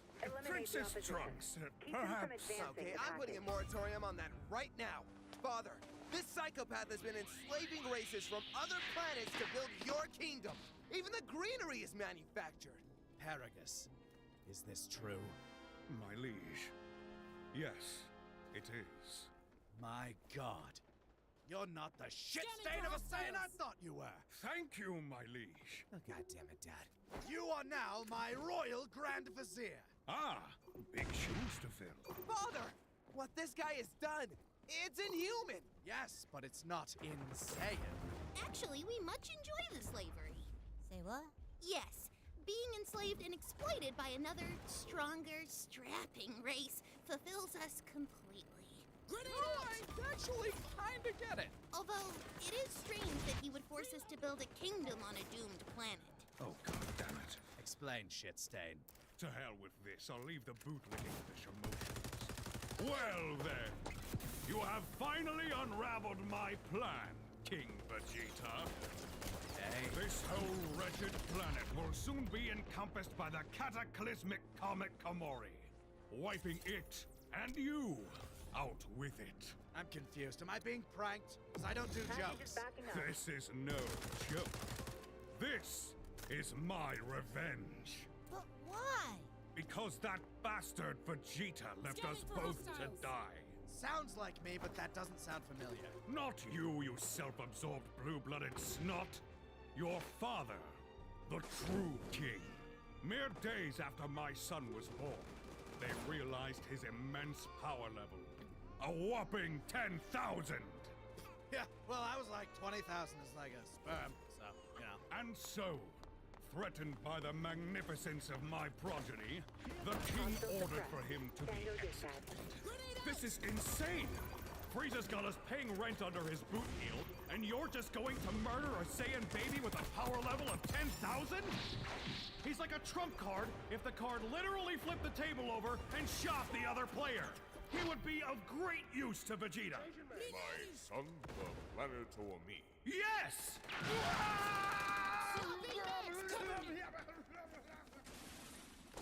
Grand Vizier Nappa, I require your treasured guidance once more. Stab the baby. Are you sure? Look, we've got a meeting with Frieza in 1 hour, so either stab the baby or we have to cancel your session. He then saw to my son's execution himself. With, well, less than success. Son of an alien whore! Someone fetch me a better dagger so I may properly stab this baby! Oh, good. Now it's dry. To hell with this. Just dump him in a hole with his father. Luckily, the king was as half-assed at murdering us as he was at raising you, Vegeta. And with Broly's magnificent power, we survived the extinction of our race. Wait.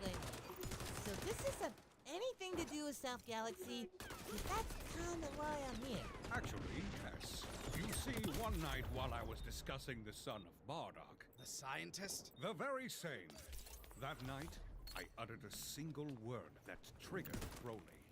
And he suddenly went wild. In his furious rage, he exterminated the South Galaxy in its entirety. What was the word? Why would I... Is it non-fat? No! Why would it be... Diet? This is ridiculous. Stop trying to trigger my son!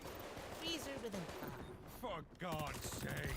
First of all, Paragus, your teeth wouldn't compare to my own, and he's a filthy halfling. Love you too, Dad. And second, I couldn't care less about any South Galaxies or lack thereof. So if you're done wasting everyone's time, grab your friends, grab your shit, and go home, Kakarot! Please do not say that again. It was friends, wasn't it? I said shut it, Kakarot! Please stop saying that name! Father, just call him Goku! And disrespect my heritage! I will address him with the name given to him by the glorious Saiyan race! Kakarot!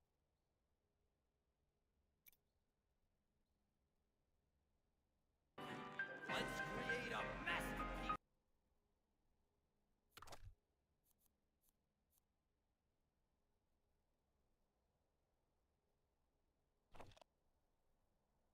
Breathe life into your dream.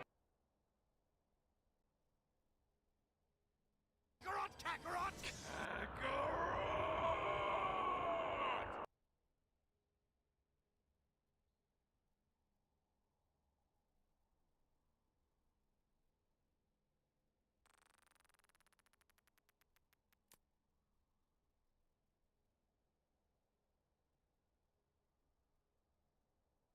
See, he's slow and he gets it. I suggest we all run.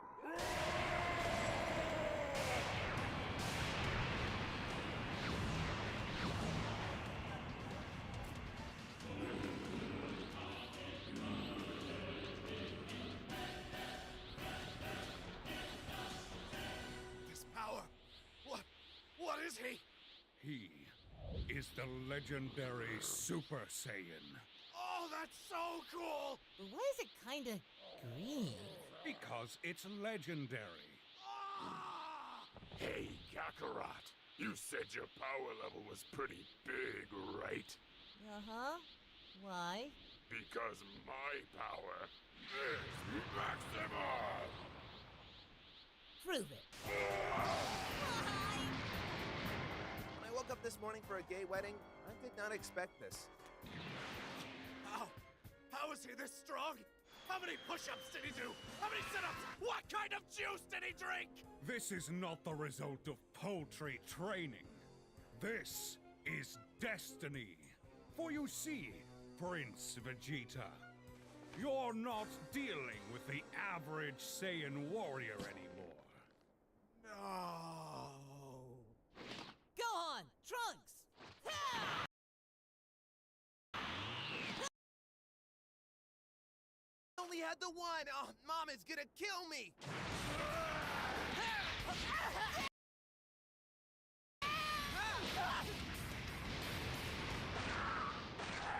Listen, Broly, I don't want to tell you how to be the legendary Super Saiyan, but you're not supposed to start all out. You're supposed to start small and then work up to it. I am starting small.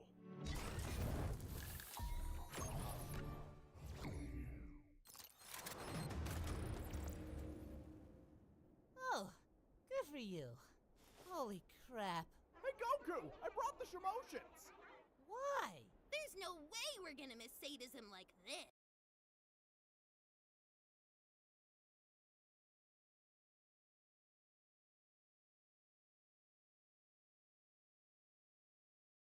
Dad, what is sadism? Ask your mother.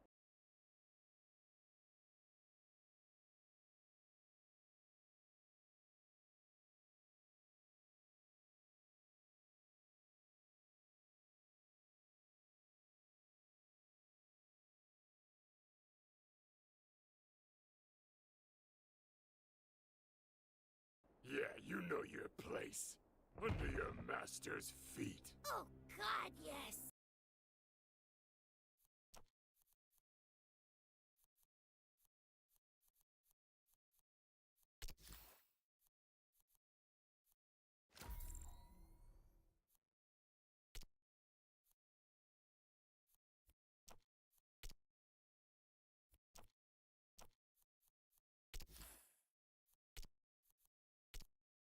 You want the ultimate punishment?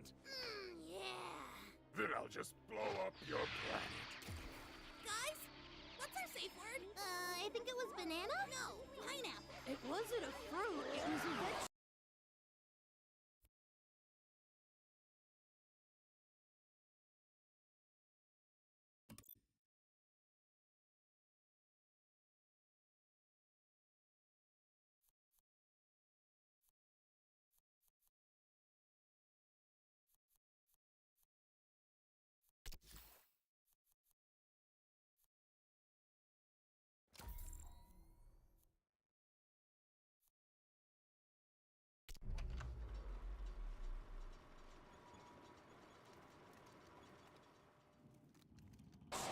Brussels sprouts?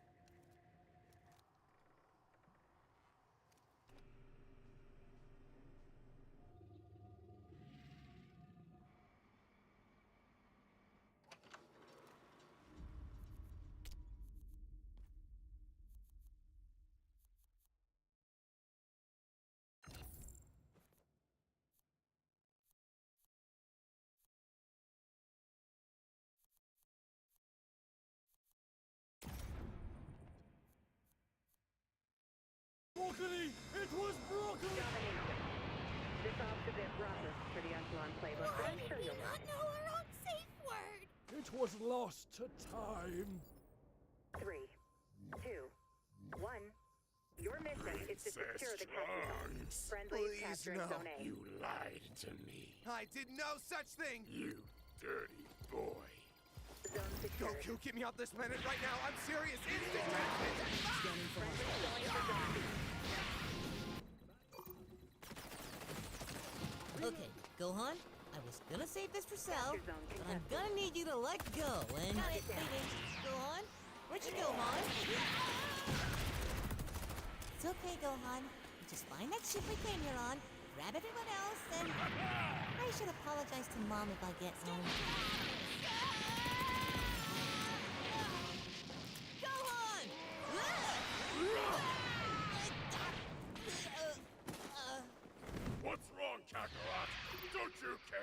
I kill your son? Capture Zone A is at risk. I'd rather you not. We have Dragon Balls, but that's like a whole day. Oh, he's never met King Kai. Hey, Gohan! You're gonna meet King Kai! You are probably wondering where this unfettered hatred for Kakarot stems from. Not really. Hating Kakarot kind of gives me life, so... It all began Oh. when they were but newborn babes. Their cribs in the maternity ward were right beside each other. And Kakarot cried, terrorizing my son. And then... That's it. Didn't my father stab him? Indeed. And why doesn't he hate me? Oh, no, I hate you. Well, I hated your father, and therefore you. Broly hates Kakarot because he cried a lot for like 3 hours. Revenge skills. That's really dumb. A professional courtesy. But he's so cool! But that's so dumb! My power is maximum.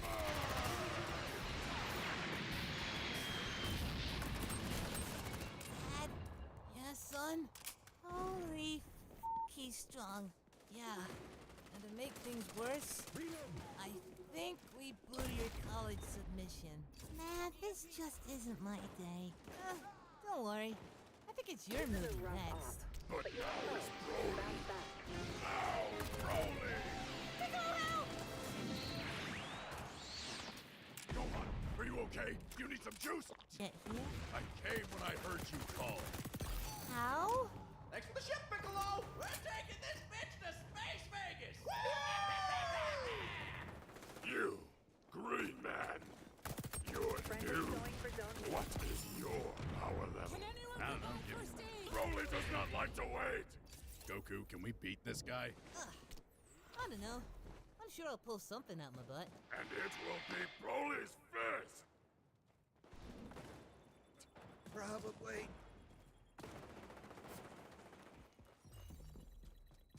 Capture Zone A is at risk. Let's see how you fare when it's 4-on-1, monster. Monster? Broly is not a monster. Broly is... A genuine demon? A true freak? the devil. Oh my god, he's so goddamn cool! Hostiles on the Children's Zone B. Capturing Zone C. Friendlies capturing Zone A.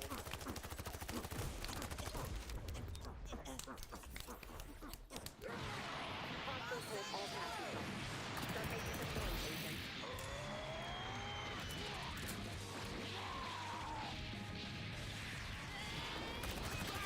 Revenge. Attack and don't. Don't compromise.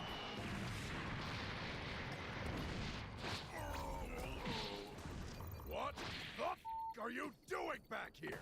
Don't know what's going on Agent anymore. activated sonar He's so cool, but he's so goddamn dumb! Okay, Vegeta. While you're here having this crisis, we're out there getting beaten into a bloody paste. But you don't understand! The legendary Super Saiyan is motivated by a crying infant! He is a literal giant f***ing baby! So, kind of what you're being right now. You're just mad you're not the legendary Zone C Super compromised. Namekian. Alright, Hostiles on bye, A. Vegeta. Ah!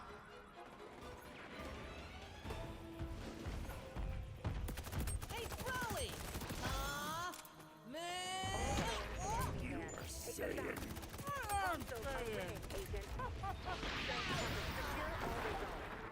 This all you got, Kakarot? Broly is disappointed. Kakarot killed Frieza. Kakarot's supposed to be strongest. But now Broly's strongest. And now you die. Excuse you. Excuse Broly. You've been ignoring someone this entire time. Broly's wife? Well, technically, I was the one who killed Frieza. That's hot. No, you mouth breather! You have been ignoring your king! What is a king to a god? What is a god to a non-believer?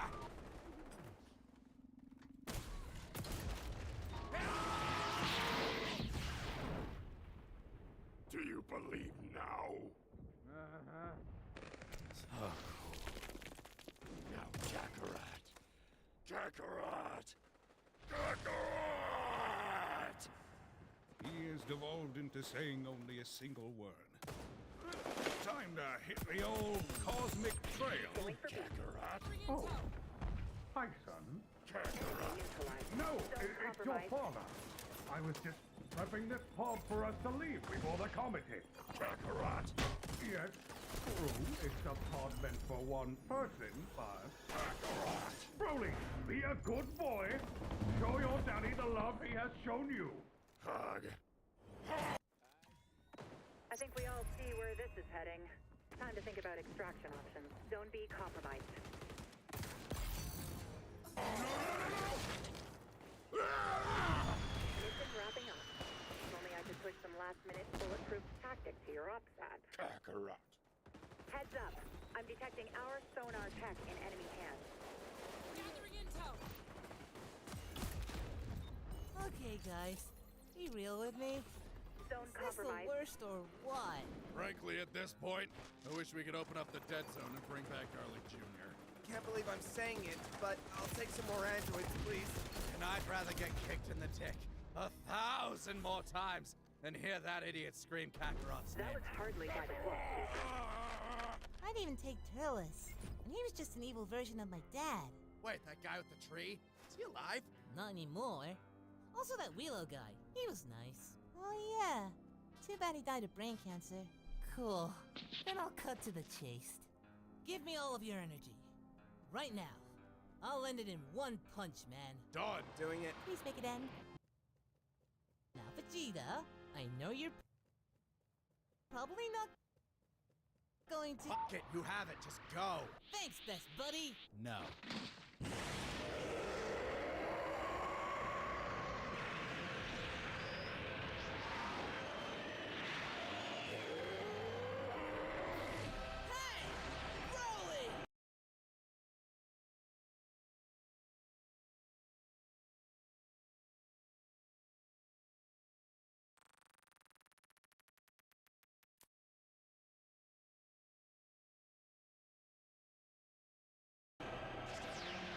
Say my name!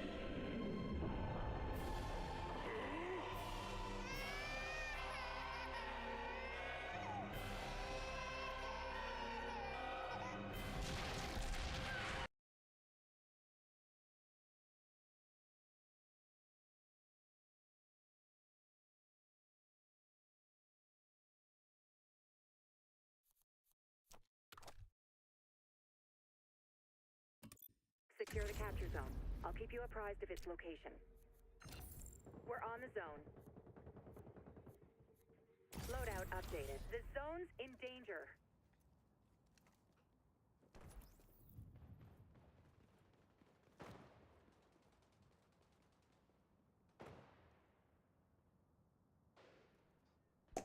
Holy shit! Oh, it's so tight! Okay, just gonna drop this one out there, but earlier nobody brought up Slug, and I feel that's kind of racist.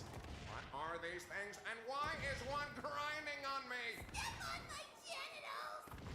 There you go, South Kai. Your galaxy has Capture zone is been moving. avenged. But it's still gone. Sorry, but ain't no Dragon Balls that'll bring that back. I think. But what about the We're other world locking down the tournament coming up? Well, now you have a lot more options. That's f***ed up, man. Capture zone contested.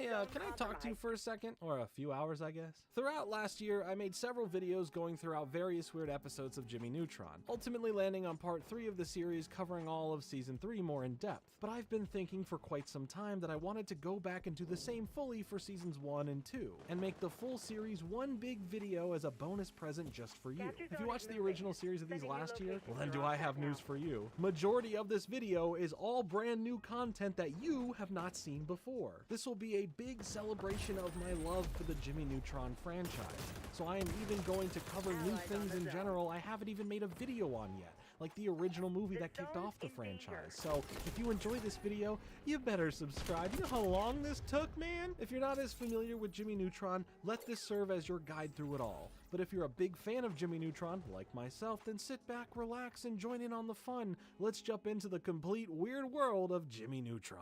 Wow! The heck was that?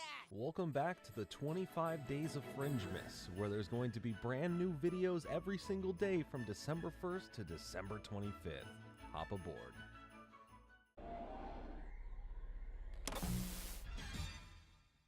Now a word from our sponsor.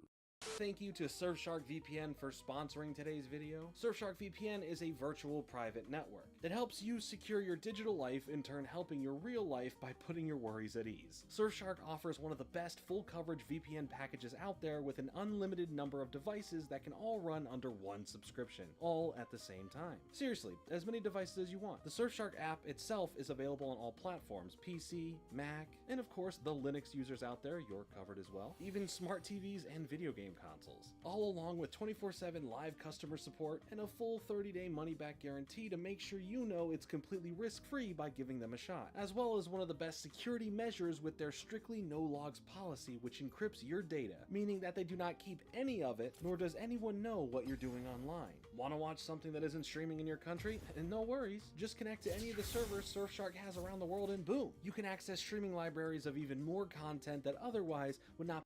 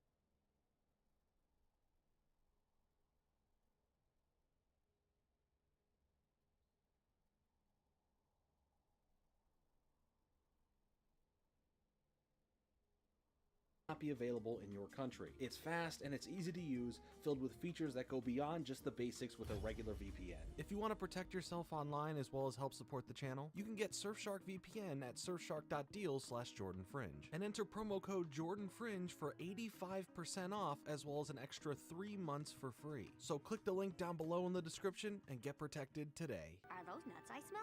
All right, it's time to talk about Jimmy Neutron.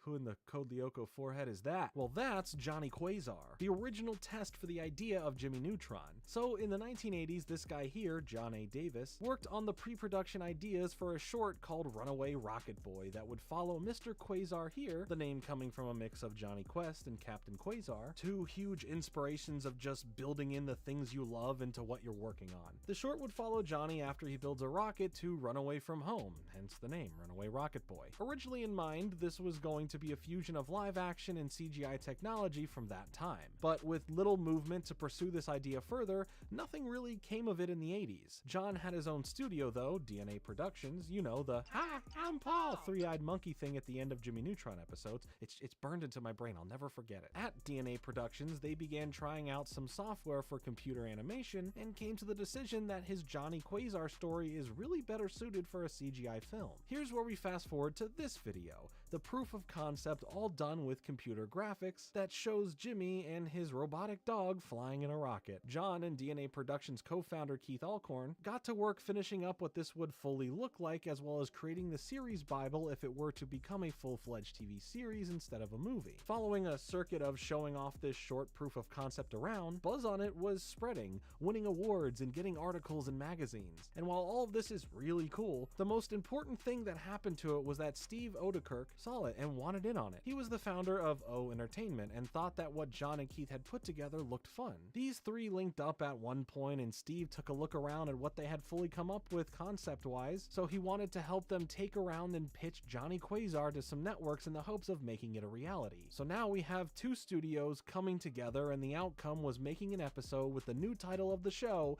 The Adventures of Johnny Quasar, taking the visuals to a new level, redesigning a bunch of stuff, and overall just fleshing out this short into something a lot more tangible. Now we've reached the mid-90s, and Nickelodeon was the big network at the table. They were interested in the concept, and even more importantly, the president of Nick at the time, Albie Hetch, was interested in the concept. From the character of Johnny himself to the base concept of what the show was. This was great. There was interest. Johnny Quasar may become a reality. Nickelodeon told them to get to work finishing up a 13-minute pilot, on Nickelodeon's dime of course. So after a few years going back and forth, really tailoring out what this show would be, what the creators wanted, what Nickelodeon wanted, the full pilot was finished in 1998. Nickelodeon had one major request though that would change Johnny Quasar into the character we know today. They wanted the name of the main character and the show name overall changed so that there was no shred of feeling like the names were taken from past popular properties. Davis would ultimately be the one to come up with the new and final name for the main character in the show. He went for a walk, his dog was with him, and something just ended up clicking. Out of thin air, the name Jimmy Neutron was born. Boom, the final missing piece to make this show complete was formed, and Nickelodeon was happy with both the name of the show and the show pilot itself. Now here's where the big idea shifted. How do we launch this show? We could shoot it up like a rocket right into space and see what happens, or we can be calculated, make sure the math is right, and then launch with a lot more prep, knowing exactly what we're doing. The idea to bring awareness to the eventual show was to make it a theatrical film, which Nickelodeon was finding some success in from their few live-action films, but definitely with their animated films. There were a lot of benefits here. The assets would be able to be shared between both the film and the show, which means there is a lot of money to be saved right there alone. Aside from some more work on the theatrical models to add a bit more detail like most big-budget animated films do when working on an existing property or future property, but rather than a show that comes out and then has a movie like we see in the majority of cases when an animated show gets very popular, a movie is more likely to be made, John thought that releasing the movie first would work as a gateway to the show, along with some other behind-the-scenes production for workflow past the film. While there were a lot of worries just delivering a new property to people with nothing to base it on, why would kids be excited for it? This was their main concern. but they decided to risk it for the biscuit and went with the feature film idea. It was greenlit with a $30 million budget in 1999, and production began the following year, and the film would fully release in theaters on December 21st, 2001, becoming the animated film for families for the holidays. This was the first time Nickelodeon would release a film in theaters that was computer generated over their live action and 2D animated films. But all of the worries that the creators had taking this risk, as well as Nick taking this risk, were quickly pushed aside, as Jimmy Neutron Boy Genius would become a hit, earning a total of right under $103 million at the box office, cementing Jimmy Neutron as a winning bet, and the franchise would be good to come out following the film. So now that we've established all of that, before we jump into the show itself, let's take a look at what the movie itself was all about and how it perfectly set up the show. Jimmy Neutron will be right back, and if that isn't enough, it's gonna start up right where it left off. When will Jimmy Neutron be back? Good question. Jimmy Neutron Boy Genius, the movie. I'll get this out of the way right from the start. I love this movie. I remember going to the theaters and seeing this movie, and now as an adult they finally put it on Blu-ray. Life sure is sweet sometimes. But the film follows, well, the adventures of Jimmy Neutron, which makes sense since that's the name of the show itself later on. Jimmy Neutron is your typical kid. He goes to school, he has friends, he has a robotic dog, and he's a super genius at 11 years old. Yeah, just your typical kid. He lives in Retroville, a quaint suburban town that has a smaller downtown area, and we meet basically everyone important here. His friends Carl Weezer and Sheen Estevez, his parents Hugh and Judy, and even his maybe crush but total mental gymnastic rival, Cindy Vortex. Of course, we meet a lot more characters in the film that would get more expanded roles in the show, like Libby, Cindy's best friend, Nick, who is the cool kid, and who can forget Miss Fowl. Oh, yeah, of course, we really get to meet Jimmy, understand who he is, how his smarts constantly cause trouble for others, and how he has to brain blast a solution to fix everything up. And his dog Goddard is there too. He's great. Well, to be fair, he comes in handy as a mode of transportation, a loyal companion, a storage unit, and so much more. Goddard is just great. Now, what is the actual plot of the film? So this will play into what happens shortly, but we start the film with Jimmy flying past the military to launch a homemade satellite of sorts into space in hopes of it reaching other intelligent life among the stars. But back to the surface of Earth, Jimmy's parents aren't happy with him and his scientific mischievousness. So what do kids do when their parents don't let them get their way and they get punished for their actions, and you want to go to the grand opening of the Retroland amusement park? Well, they start listening to a bad influence, which comes in the vessel of Nick. You know, that cool kid, who tells him to sneak out at night and go have fun at the amusement park with everyone going. So he disobeys his parents, meets up with Carl and Sheen, and they go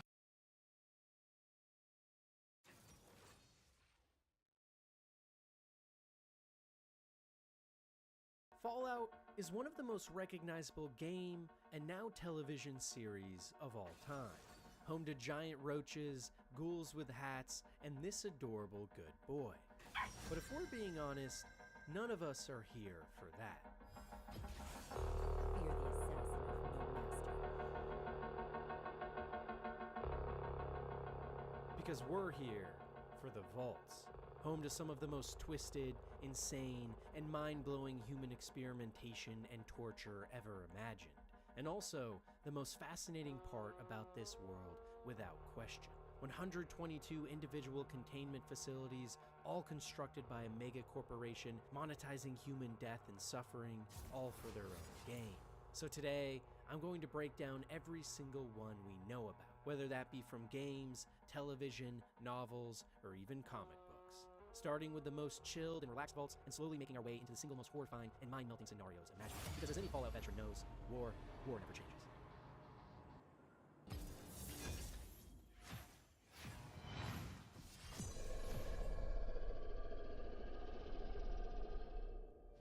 You know, if there was one vault I had to live in the entire Fallout universe, it might just have to be Vault 84.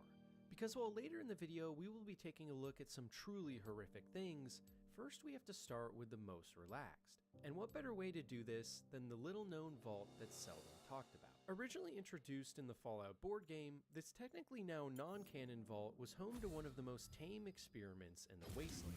Every year, a vote was held to exile the most dangerous inhabitant from the bunker, meaning the vault dwellers were constantly on their best behavior year-round in fear of receiving the vote. And for anyone that did show signs of disorderly conduct, they would be swiftly removed forever. So because of the simple rule and low amount of people being being affected at once, this system managed to keep the vault almost perfectly safe over decades. It inspired many families to join community events, to help others, or to give money and things away in order to inspire favor and love from everyone else. And being single or lonely not only meant you were out friends, but out a potential spot in this lovely vault as well, with you being seen as an outsider. So everyone in the vault had a huge incentive to talk and help others. And this actually resulted in what might be the safest and least tragic vault in the history of the series. Because even though it's no longer canon, it still gives us such an interesting psychological look into human beings and potential what-if scenarios. And isn't that what's most fun about vaults in Fallout anyways? Simply hearing about the fun ideas or experiments that could take place, and wondering where and how things would really play out. For me, the most interesting part about vaults, and by extension the most interesting part about Fallout, is the individual and social implications of each experiment, and really just seeing what would happen. So I'll make that the main focus throughout this entire video. And also for anyone wondering, that's why I'll also be including non-canon vaults on this list as well, because even the imagination of it all can be so fascinating, and it gives us some ideas into what future vaults in new games or shows might look like. However, keep in mind I will point out each vault and whether or not it's canon, so you guys can keep track too. Regardless though, even up to modern times in Fallout, this vault is still operating in pristine fashion. Through the simple process of slowly pruning out bad apples, this society is potentially one of the best in the entirety of America. In fact, the only especially tragic episode in the entire vault's history actually has to do with a nearby Vault 109, which was an extremely high-class and expensive area for affluent individuals, even better than 84 by all accounts. Inside was countless high-class materials and products like Mary May, Ticknoran Fields, or Thousands, all recognizable brands from the pre-war days that signified wealth and status. However, Vault 109 eventually suffered a catastrophic failure due to an unknown source which caused a radiation leak, resulting in everyone inside perishing or becoming flesh-hungry ghouls. And this event marked the end of trade between the two facilities. Yet despite this, Vault 84 has continued to live strong and flourish, which is especially astounding considering this is maybe one of the only non-control vaults in the entire series that can claim so. It's always been so curious to me why the overseers of every vault in Fallout never really rebelled. After all, having to lead and subject many of your fellow human beings to sick and twisted torture for years on end takes a special kind of evil. But that true sense of evil is exactly what Vault Tech was looking for in their containment facilities, meaning most overseers were handpicked before the Great War began and bombs dropped, and that's why it usually worked out. In fact, in many vaults, subsequent overseers were also handpicked with rigged elections or voting to ensure the experiments could keep going. But in the case of Vault 81, we actually got a look into what could happen when an overseer did in fact stand up for what's right. Originally, the vault was instructed to run experiments on human beings with all sorts of diseases and infections, all in an attempt to make a universal cure that could fix any ailment. And the layout was structured in two parts. A main area that simply was a normal and well-kept vault for all the residents to live in, and a secret sectioned off area as well, where a team of scientists would live and perform experimentation non-stop, pulling people from the main section of the vault to use as guinea pigs. However, when Dr. Olivet, the designated overseer of this vault, learned of this heinous twist in how the experiment would be run, she immediately thought of becoming a whistleblower to reveal the plan. Sadly though, she soon became aware of the fact that many in the United States government were actually helping out Vault Tech, and any sort of attempt to stop them would be futile. So instead, she hatched a plan that would actually take over after the vault fully became operational. On the morning of the Great War, when she received the call to start the notification of staff and residents to enter the vault, she only sent the signal to the residents and completely left out all the scientists on the message. But despite the plan starting perfectly, 3 of the scientists on the staff unit did manage to make it to the vault in time before it was sealed, and quickly made their way to the secret compartment of the vault. Realizing she had no other options, the Overseer simply had to play along with what the scientists were doing with their initial testing on animal subjects like mole rats, but as soon as they were nearing the start of human trials, she quickly locked the secret compartment of the vault and sealed them away. This meant that the scientists would now be trapped for the rest of their lives, but still with enough food and water to survive, meaning research would continue. In fact, Overseer Olivet even modified a robotic assistant Miss Nancy in the vault at one point to help with the lab research, feeling bad for those trapped inside, and still curious about the potential for a cure to every illness, what she originally came to the vault to do. Named Curie, this generic utility robot with female voice programming, originally created from a massive company called General Atomics International before the war, actually continued on the research the scientists had been doing even after their deaths. And this turned out to be a huge win, as decades later, Curie was able to achieve her prime directive and create a universal cure for humanity. So she sent a message to the main vault of her findings and patiently idled for decades, awaiting a response from the security that never came. Tragically though, by the time the vault door was eventually opened decades later, it was still kept a secret from almost everyone inside. In Fallout 4, when you find this vault, it's still operational, and you discover a young boy named Austin Ingle, who has recently witnessed another vault dweller sneak into the secret containment facility that's been barred off. However, tragically, when Austin goes in after him, he gets bit by a mole rat which had previously been experimented on by the scientists when the vault first opened, giving Austin a completely unknown and incurable disease. If you as the sole survivor sneak your way into the secret portion of this vault and find Curie, she will hand you the last remaining non-expired vial of the universal cure, and you can decide to either use this on yourself, assuming you've also been bit, or save the young child Austin Ingle. It's one of the most harrowing choices in the series,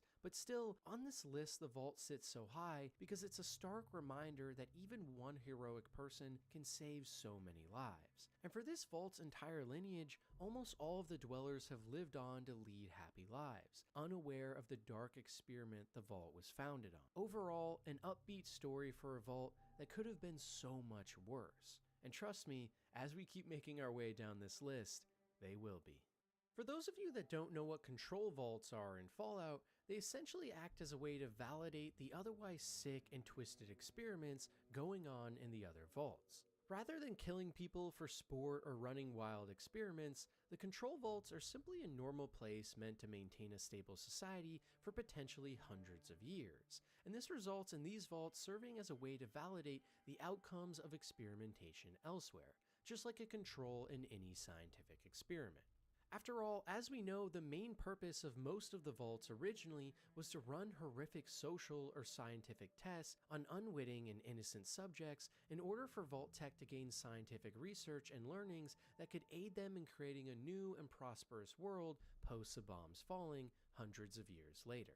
And maybe one of the best examples of a control vault actually doing its job is Vault 8 from Fallout 2. Set to open around 10 years after the bombs fell, in 2091, the Overseer of the Vault gave the orders to open the main vault door and release over 200 inhabitants to help rebuild the world.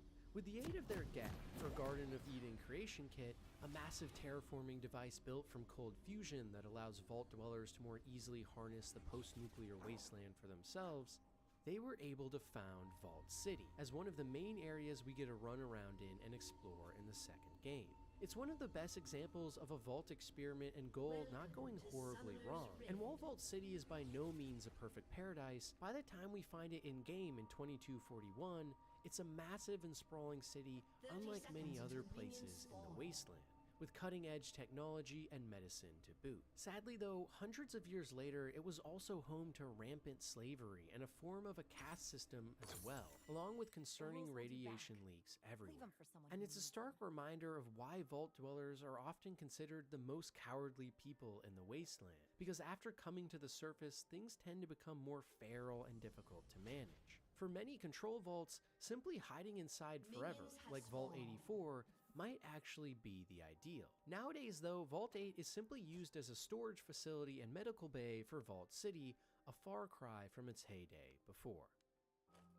Vault 13 is one of the most recognizable in the series, and that's because it's actually where you start out your journey in Fallout 1, and by proxy, Fallout 2 as well. And that's because the second game is actually the only mainline entry that doesn't begin in a vault, instead picking up right from where you left off in the first game. The vault itself is nothing more than a standard control facility meant to open up when the Enclave calls for it. But in the first game, when you start, the vault is suffering from a massive water chip failure, and multiple different people inside have been sent out into the wasteland in search of a fix. When you come into the picture though, things have gotten a lot more dire. And now with the facility's water chip having completely failed, the vault only has 150 days left before everyone inside dies. You, as someone called the Vault Dweller, are sent on a mission as the Vault's last hope to go and find a fix. And eventually, you find extra water chips in Vault 12 under Necropolis, a massive fool city. But when you come back and tell the Overseer of your deeds, he sends you on one more mission to find out the cause of all of the super mutants you've seen in the wasteland, and this leads you down the path to finding someone called the Master. And for those of you that don't know, the Master was actually a main antagonist from the original Fallout games. He was a massive computer-human-monster hybrid that speaks in hundreds of voices of those he has enveloped and wishes to create an army of hyper-intelligent and strong super mutants to take over the world and bring prosperity. He sends his goons into nearby vaults in order to get fresh and non-tainted humans, which he can dose with high amounts of FEV, or the Forced Evolutionary Virus, hoping to make the most capable super mutants possible. FEV in Fallout is actually an artificial virus that was created at one of West Tech's top research divisions before the Great War, and actually works by changing the genotype and phenotype in human beings, quite literally modifying what we can become, and in this case, creating massive hulking super mutant brutes. The reason Vault Dwellers are so good for this is because their DNA has not been tainted by the radioactive wasteland above, meaning it can more easily be manipulated at a cellular level to force mutations without issue. And on top of this, there are actually many strains of the virus as well, which is why super mutants on the East Coast, like in Fallout 3, are so much more intellectually inferior to their brothers on the West Coast, who are subject to more advanced strains of FEV. Nonetheless, you eventually take down this monstrosity known as the Master in his command center, the Cathedral, and return back to your vault to let them know of the good news. Sadly though, when you arrive, the Overseer refuses to let you in, noting that he is now scared that people inside will see your heroics and want to go into the wasteland themselves, so he turns you away, forcing you to go back into the wasteland on your own, and kicking off the start of Fallout 2. Overall, even though Vault 13 is so vital to the Fallout series as a whole, being literally where it all began, in the grand scheme of things, it isn't actually that bad of a place to live at all. Outside of the water shortage crisis, most people inside lived happy and decent lives, and compared to other vaults we will see later on this list, this is without a doubt one of the best you could have lived in after the bombs fell. Vault 76 is now one of the most iconic numbers in the entirety of the franchise, but not for good reason. And that's because this vault is actually where you begin your journey in Fallout 76, the first multiplayer Fallout game, and also, for a lot of people, the worst. On its initial release, this game was riddled with bugs and issues, and for most people it was not only completely unplayable, but also lost so much of what made Fallout great in the first place. Nowadays though, after multiple large patches and years of work, the game is actually pretty good, albeit different. But nonetheless, the vault itself was one of 17 designated control vaults for Vault-Tec and was home to some of America's best and brightest, including top students from Vault-Tec University and the former White House Chief of Staff. What made this structure especially interesting though, is that it actually is, as far as we know up to this point, one of the earliest vaults to actually open its doors, and in terms of games and the shows, it's by far the earliest point in the timeline that we get to see. Because after only 20 years post the bombs falling and the start of the Great War, the happy day of reclamation, as it was called, began, and the doors swung open ready for the inhabitants to reclaim the world and make it better. And maybe the most ironic part of it all is that compared to every other Fallout game, 76 looks the least destroyed and most lush of them all. But that's probably in large part due to it being set in the forested Appalachia region of West Virginia, as opposed to a major metropolitan area which would have been a major focus of nuclear targeting systems. But seriously, look at Fallout 3, which takes place 200 years after the bombs fell, and it still looks like they literally just dropped yesterday, compared to 76, where you were playing about 25 years after the fallout, and it looks pristine. It's kind of funny. Part of the reason, though, is that radiation doesn't actually affect fauna, meaning the overgrown landscape in a non-heavily targeted area like this would potentially actually make a lot of sense, like we also see around the Chernobyl nuclear zone in our real lives. Regardless though, Vault 76 is still without a doubt one of the most happy and tame stories in the entire series, with so many facilities in the actual vault itself for having fun, eating great meals, and just enjoying others and their company. Or in other words, a great vault full of amenities and nice people alike that then gets set loose in one of the best and most beautiful places still left on Earth. Vault 111 is another very iconic location in the series because it serves as a starting vault in Fallout 4. Right before the Great War, you as a player character find yourself living in the nearby town called Sanctuary Hills. And on the day that the bombs start dropping, you rush yourself and your family over to the vault and hurry your way inside right as a nuclear bomb detonates nearby and almost kills all of you. Inside the vault, an experiment was being conducted on cryogenic pods in stasis to hopefully lend some important research into this key area for humanity's future. But when you first arrive, you were told that these pods are actually for decontamination, after which you and your family, along with other vault dwellers, are locked inside and trapped as you pass out inside. Per the initial vault's operating procedures, the doors were to remain shut to the vault for at least 180 days. But after this time had elapsed, no signal was given from the outside for staff to leave, and now with a low amount of food and water, they all started demanding the Overseer open the door to let them out to scavenge. Refusing to do so, though, the Overseer caused a full-on uprising from security and support staff that took over and tried to unseal the door.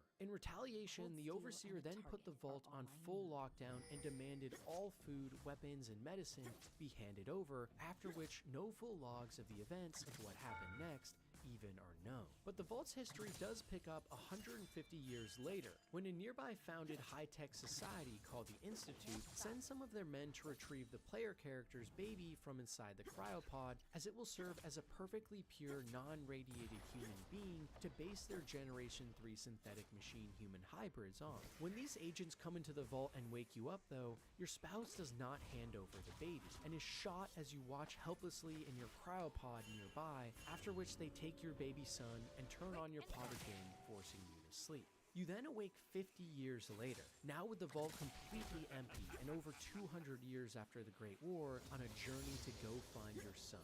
Overall, while Vault 111 itself isn't thematically the most interesting or horrifying by any means, the story behind it and what it leads to definitely are, and serves as a very interesting start to one of the games that really leaves a mark. If you were to ask most people what the best beginning to a Fallout game is, or even just one of the best beginnings to a game period, they would without question say Vault 101 from Fallout 3. And also, for any of you who are curious, the actual answer to that question is Prey, but Fallout 3 has a cool start too. Regardless though, the experiment in Vault 101 was a simple one. It was never to be opened. The Overseer in this vault was instructed that the door should always remain shut no matter what, and unlike many other vaults, there was never an intention here to repopulate the wasteland. The only goal was to see what would happen to a society that never saw true sunlight again. But to do this, the Overseer at any given time would have to create mass hysteria about what the outside world was like.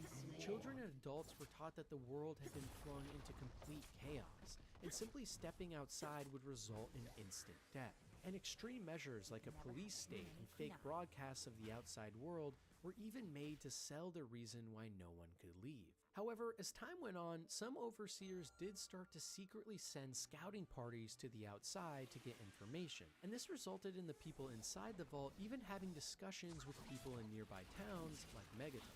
These occasional exits from the vault resulted in creatures like rad roaches making their way inside, and this eventually led to a full-on infestation crisis occurring, during which your father escaped from the vault, leaving you behind, after which the Overseer's daughter comes to you and tells you need to get out there before they kill you looking for answers. So you narrowly escape this now chaotic vault and make your way to the outside, met with one of the most haunting yet strangely beautiful moments in the Fallout series history. Now on a journey to go find your lost father and discover a world that for your whole life you were told was completely devoid of happiness. But the more and more you search around the wastelands of DC, you start to realize that maybe being kept in your nice little vault with safety and food wouldn't have been such a bad thing after all. Located just east of Vault 13 in New California, Vault 15 is another location we get to explore and find out about in the first two games.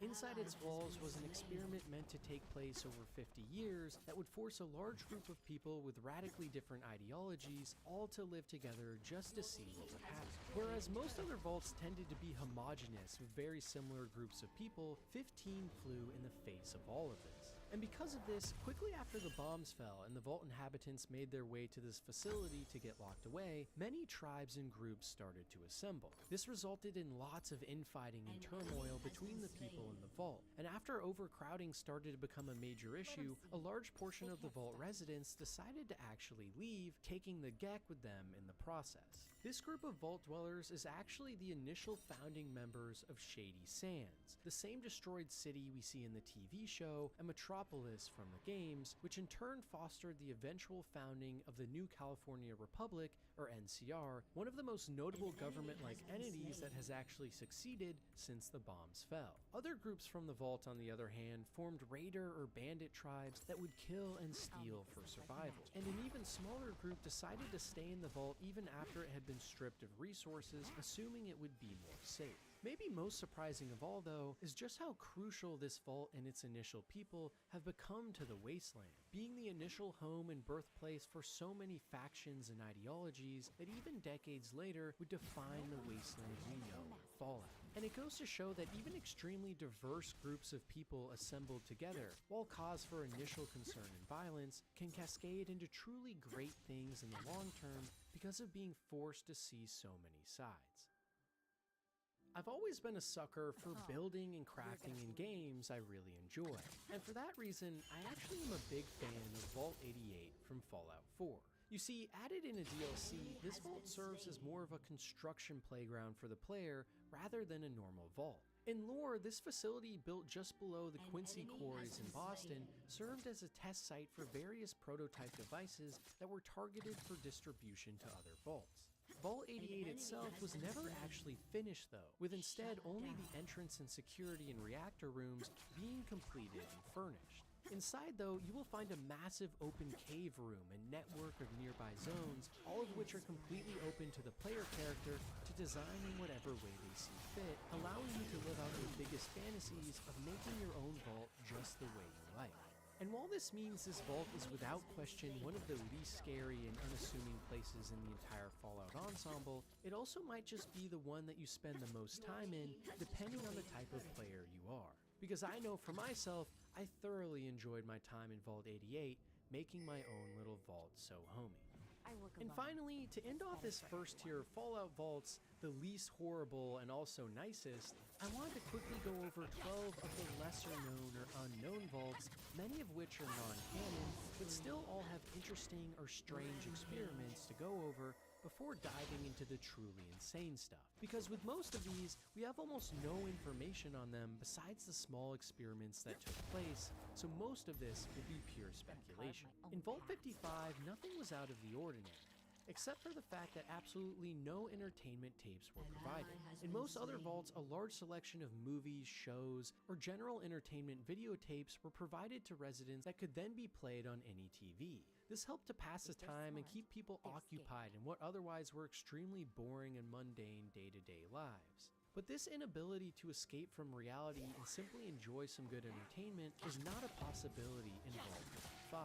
And because of this, it's been assumed that chaos did eventually break out, as it was the only thing that could happen that would keep people entertained and satiated. If you thought that experiment was bad though, you definitely would not have wanted to be a part of Vault 56. Because in this vault, instead of all entertainment tapes being excluded, only one was provided. And that was a particularly untalented comedian doing his sets over and over again. It's been widely theorized that the inhabitants of this vault went crazy and rebelled even faster than the dwellers in 55, as they simply grew deranged and crazy having to watch one man tell bad jokes over and over again with no place to hide. For many of us, this occurs during our teenage years with our fathers telling dad jokes, but for the unlucky people assigned to this vault, the torture was something they never could escape.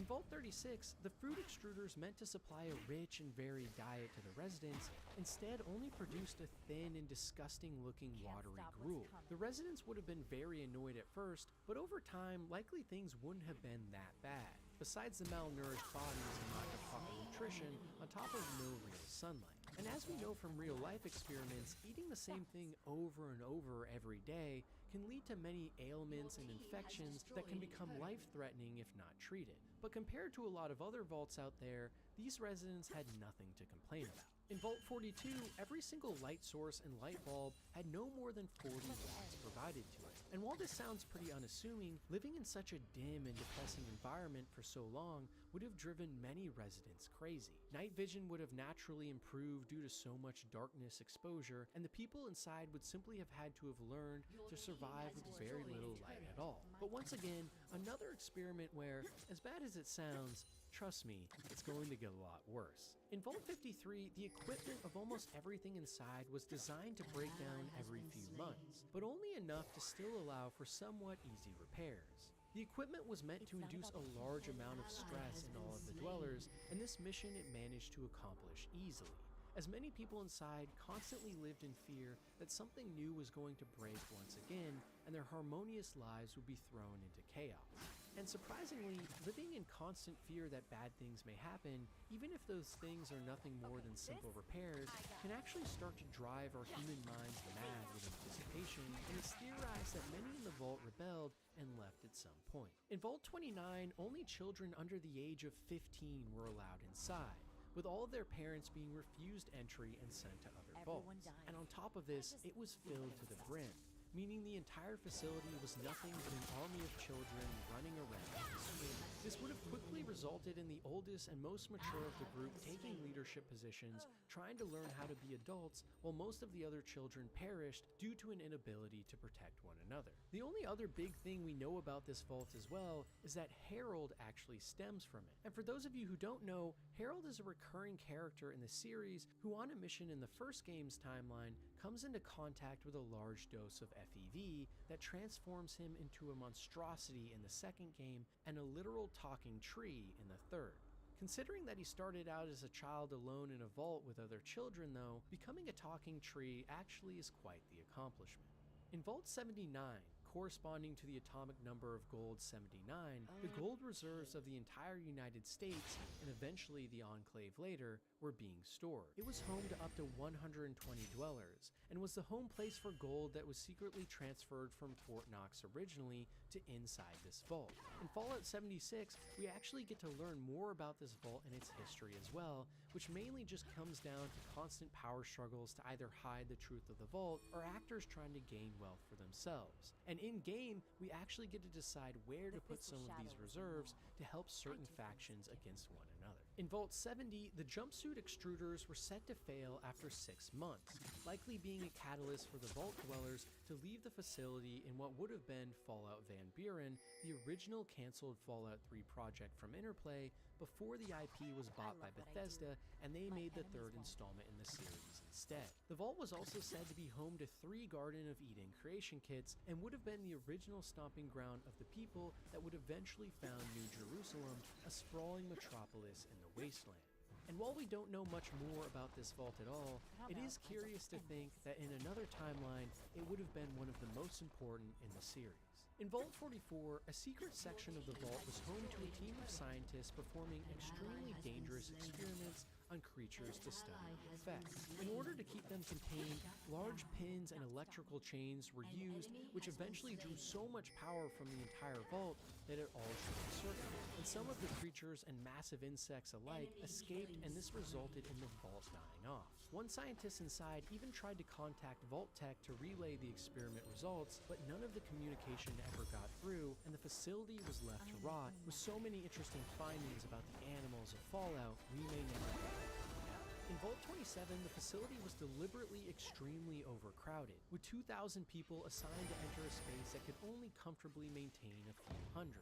Inside, fights and riots would have immediately broken out, with the vault's food and water supplies being used in record time. Gangs would have formed to maintain order, and those deemed too old or sick would have been ostracized and left to die in the corners of the vault, now filled with dead bodies. And as time went on and resources became more and more scarce, a rationing system would have been formed, with those at the top of the hierarchy taking the most for themselves. And likely, this wouldn't have been able to keep going for long, as over time more people would stage an escape or kill off one another without a second thought. In Vault 17, not much is known about this facility at all, but what we do know is that in 2154, the Master had invaded this vault in order to get non-radiated specimens for his master's plan, one of which was Lily, a Nightkin superhuman for Fallout Invasion.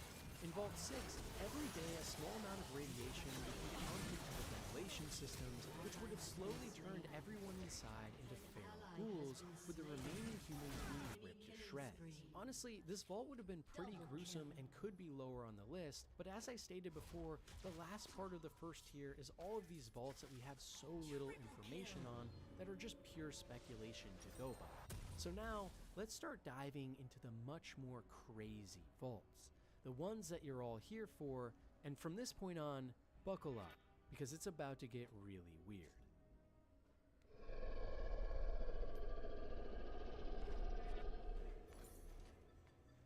If you haven't already heard of them, Vault 68 and 69 are maybe the most wild stories in the entirety of the Fallout series. Originating from the now non-canon Fallout Bible written by Chris Avalon, they were home to some truly sick experiments.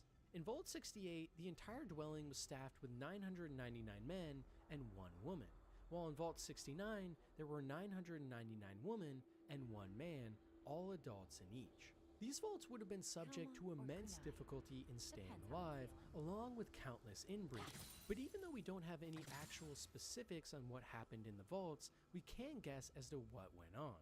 In Vault 68, immediate infighting and power jockeying would have taken place, with only the most fierce amongst the male population getting a chance to actually have children of their own.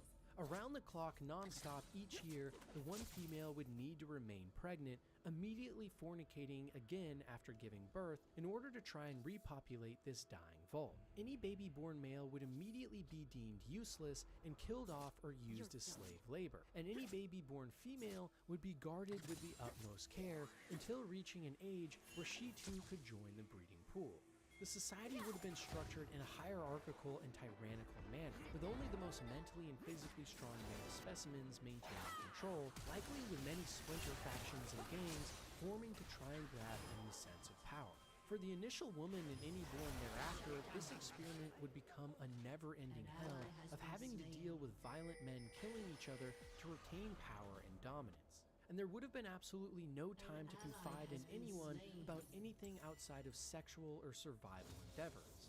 And this likely would result in what would have been a quick downfall of the entire vault at some point. For the one man in Vault 69, on the other hand, he would be living what many men would consider their dream life. Because he was the only access to sperm in the entire vault, in order to maintain their population, multiple women would have to step up and become pregnant via his very likely awkward moves, meaning he would maintain a literal army of wives as he created hundreds of sons and daughters.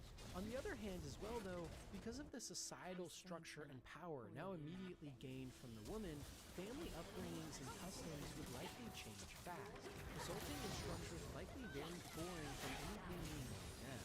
And because of this gender imbalance, the woman would either treat the men horribly and force them to do work, or they would revere them as golden symbols since they were the only way for reproduction to happen in the vault. Sadly though, without any other men nearby to boast about his accomplishments, this lone survivor would likely grow tired of these frivolous escapades and, due to demands from the woman, create a sperm bank which the society could tap into to produce more offspring at any time from willing females. Infighting here would also probably eventually break out from disagreements between the population of women, but likely would not be as violent as in Vault 68, full of pissed off and rejected men. And in another way, Vault 69 would have been a paradise for the woman, free from the bullshit of most men nowadays. Either way though, both of these vaults give us a look into how truly unbelievable some of the vault experiments could have been, and it really makes you start to wonder about how something like this would actually play out in real life after all. Do you know what the coolest vault in Fallout history is? It's not one full of ghouls and super mutants, or one of the popular ones you've heard about from videos on Fallout 3 in New Vegas. No, it's actually a vault that never saw the light of day, that was cut from the script before the game even released. Referred to as Vault 120 and now recovered files in the base game of Fallout 4, this wholly underwater vault would have been part of a questline called 20 Leagues Under the Sea, and would have seen us as the player character meeting with a submarine captain named Zhao, who would have taken us to this fully aquatic megastructure. Inside, the vault would have been staffed with multiple people, but inside the walls, something strange was going on. Some of the lights would have been broken while you navigated the more secluded parts of the vault in pure darkness, as the sounds of the massive ocean around you swept across the bow at all times. As you walked through the walls made of glass as fish swam around you, certain parts of the structure would fall apart and flood, including at one point you potentially getting a diving power suit and venturing out into the giant ocean in search of something. And there would have been countless terminal entries and people to talk to about the history of this strange place, which would have taken most of its inspiration from the popular BioShock series to boot. But maybe most weird of all, in the hidden Fallout 4 files that revealed this cancelled vault to us, we also see the overseer to this vault would have been a gargantuan squid.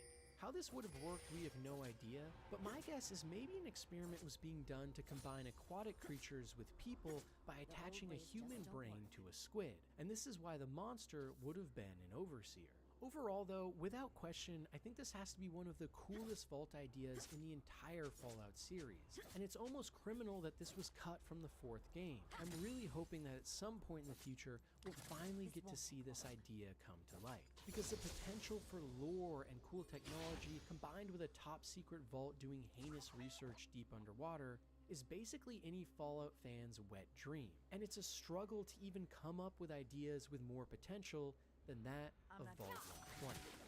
Located just below the Hawthorne Medical Laboratories in Los Angeles, California, Vault 4 from Season 1 of the Fallout TV show is one of the most insane and wild ever imagined. Originally revealed publicly to the American people before the bombs dropped by none other than famous actor Cooper Howard, otherwise known as the Ghoul from the TV show, Vault 4 claimed it would be a paradise where everyone inside would be a scientist held back by no restrictions.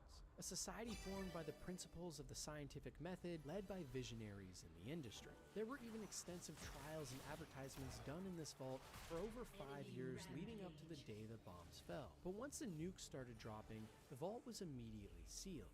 Inside, lead scientist and overseer Cassandra Hawthorne oversaw extensive human genetic and mutation experiments, but in order to actually find a group of people to experiment on, they started to let in small amounts of survivors in the wasteland, luring them in with promises of safety without them knowing that they actually would be live human specimens to experiment on. This resulted in numerous birth defects, like horns or limbs growing right out of babies' heads, or people even being mutated to only have one eye, like a cyclops. But most horrifying of all, some of the test subjects were actually forced to mate with other radiation-resistant species, which even resulted in the creation of some creatures we see in the series nowadays, like the Gulpers. In one heinous experiment, a woman was impregnated with irradiated animal DNA, after which she gave birth to a school of baby Gulpers, which then ate her alive, tearing her from limb to limb in a massive pool of blood which formed around her. Eventually though, karma would befall these evil doctors,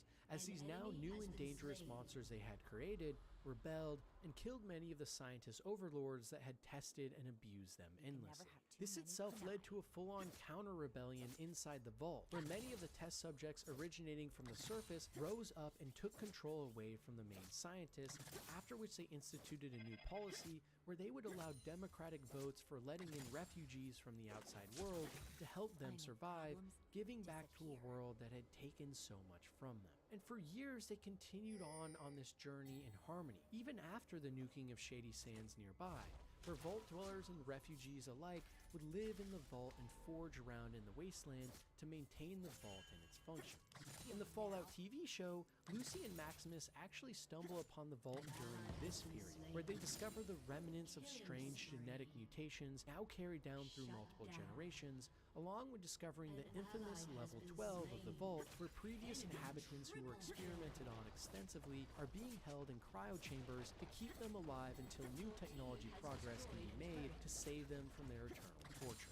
On this level, we also get a glimpse at some of the horrid human-creature hybrids and other experimentation that was taking place. And more than anything, it goes to show that sometimes science too can let us down. Sticking an entire group of people who will stop at nothing to make technological and biological progress means that along the way, human morals and dignity can simply be stripped away, all in the name of something we usually think of as good, science. Despite how much good these people can do, sometimes when given no restraints, their ideals of progress can also result in nothing but pain and suffering too. Because in the world of Fallout, as bad as the giant corporations like Vault-Tec are, sometimes even just the more inconspicuous individuals, those focused on making a better society, can actually tear it down the most. And it's a perfect analogy for how the problems in Fallout stem not only from a broken society, but a broken sense of individualism too. Nonetheless, Vault 4 has some of the most insane stories in the entire Fallout series,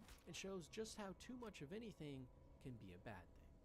While Fallout Tactics is no longer considered canon in the Fallout universe, it still did give us a look into one of the coolest Vault ideas out there, and also one that more than likely will eventually be canon based on the name. Vault Zero, constructed into the Cheyenne Mountain Complex in Colorado, was home to essentially the main operational vault and base where most of the pre-war United States geniuses and leadership could be housed. Inside, people were put into cryogenic stasis pods similar to Vault 111, and their brains were removed from their body, all being hooked up into one massive supercomputer called the Calculator. The machine was supposed to function as a mastermind of sorts that would serve as a computational device to best figure out how to nurture human society into post-war greatness.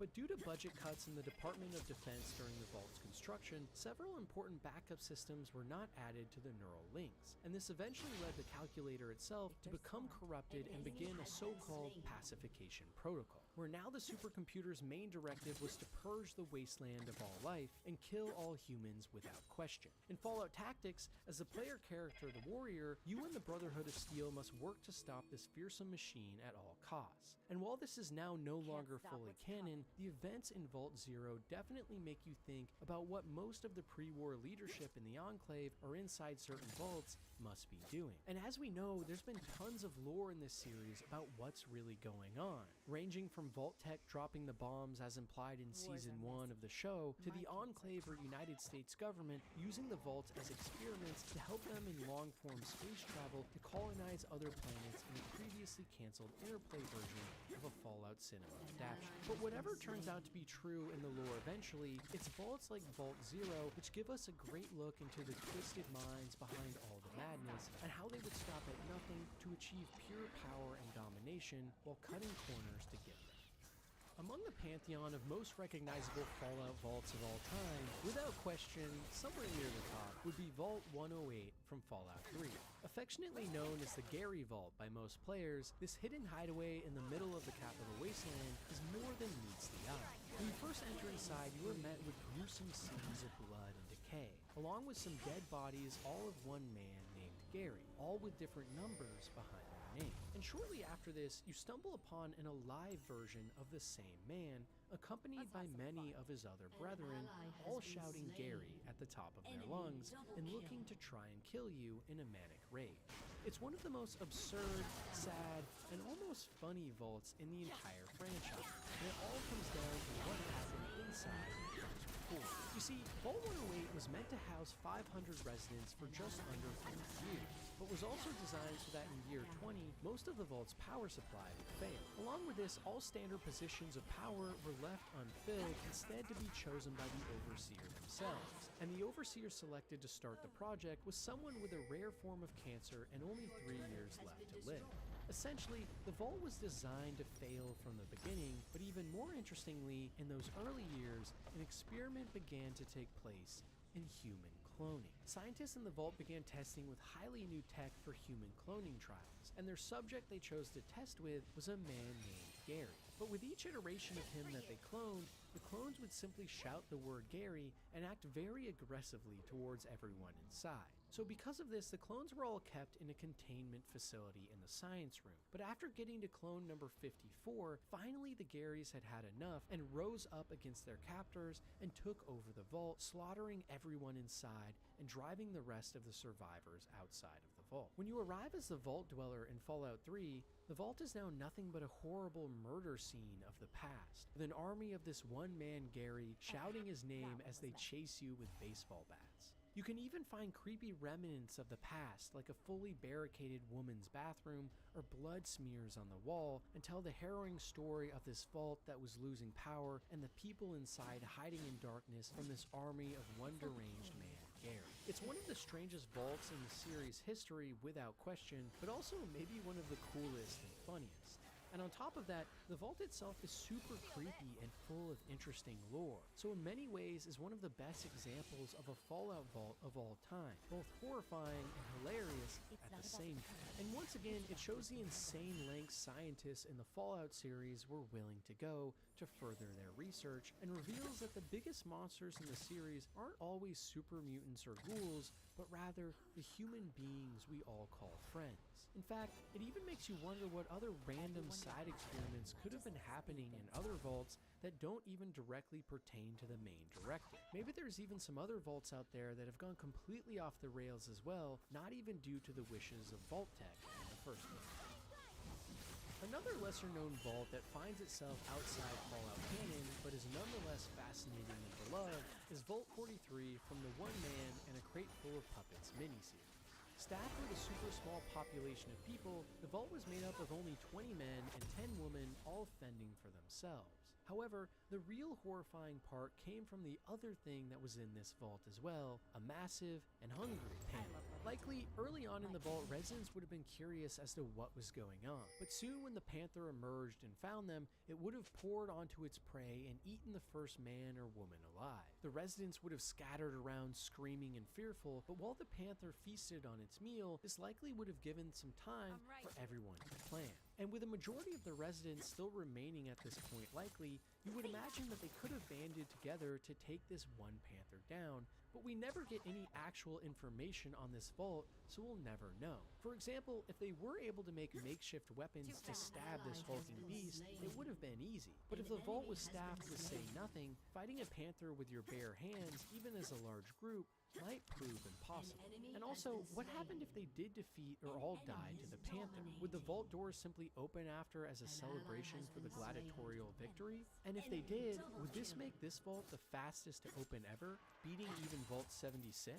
Regardless, it's hilarious to imagine completely weird experiments like this happening in the wasteland, where Vault Tech and government employees designing vaults before the war like this must have been so sick, wanting to do nothing more than see humanity at its worst moments fighting for life.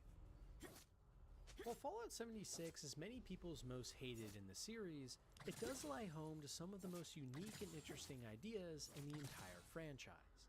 And one of those is Vault 51. And that's because instead of it being led by a traditional overseer, Vault 51 was under the purview of an artificial machine superintelligence known as Zax, who was in charge of selecting the overseer itself.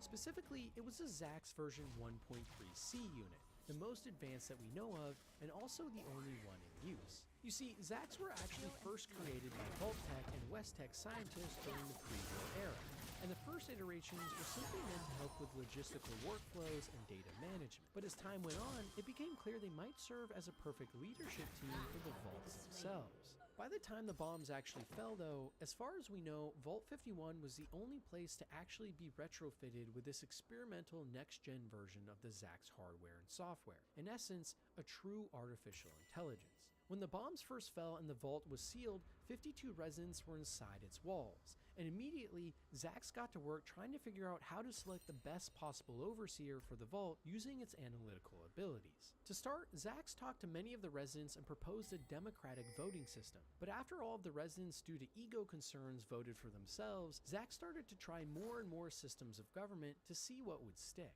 Sadly though, no matter what they tried, there were always issues that made Zax realize that a more personal approach would be needed. As desperate times call for desperate measures, something one of the residents told Zax that set in motion a much more sinister storyline. Armed with this new information, Zax began running a host of experiments on the Vault Dwellers in order to determine who amongst them was most fit for the job.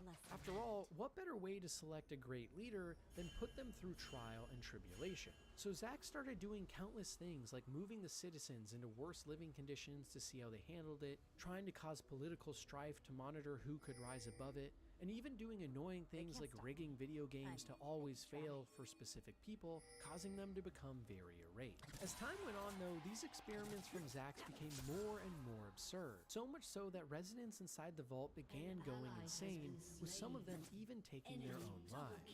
As Zax became more and more displeased, the intensity of the experiments only began to increase exponentially, including things like randomly placing loaded guns in the vault to test the dwellers' emotional response in the situation, at least as Zax saw. And as you could guess, this eventually resulted in every single person in the vault, except for one, dying off. And now only left with one human being at his disposal, Zax was forced to make him the overseer, but made his life a living hell for years on end, as the two of them only had each other to talk to. By the time you actually find the vault in Fallout 76, it becomes clear that you have been led here by none other than Zax himself, who after discovering the nearby Vault 76 opening, is trying to get some of the residents from there to come over to his vault so he can once again run more experiments to find the best overseer, seeing the current one as not up to snuff. It's one of the weirdest and definitely most unique Vault stories in the canon, and what I love so much about it is how much of a role artificial intelligence and tech plays in it all. Because for me, some of the most interesting parts of Fallout is all of the technology and top secret research that was going on with things we might not even understand, and seeing how bad they can all turn out. And also, the Vault is a great look into how societal structures humans have come up with all have obvious flaws, and how difficult it is to find a truly great leader, and also how hard it is to craft a structure to even find one.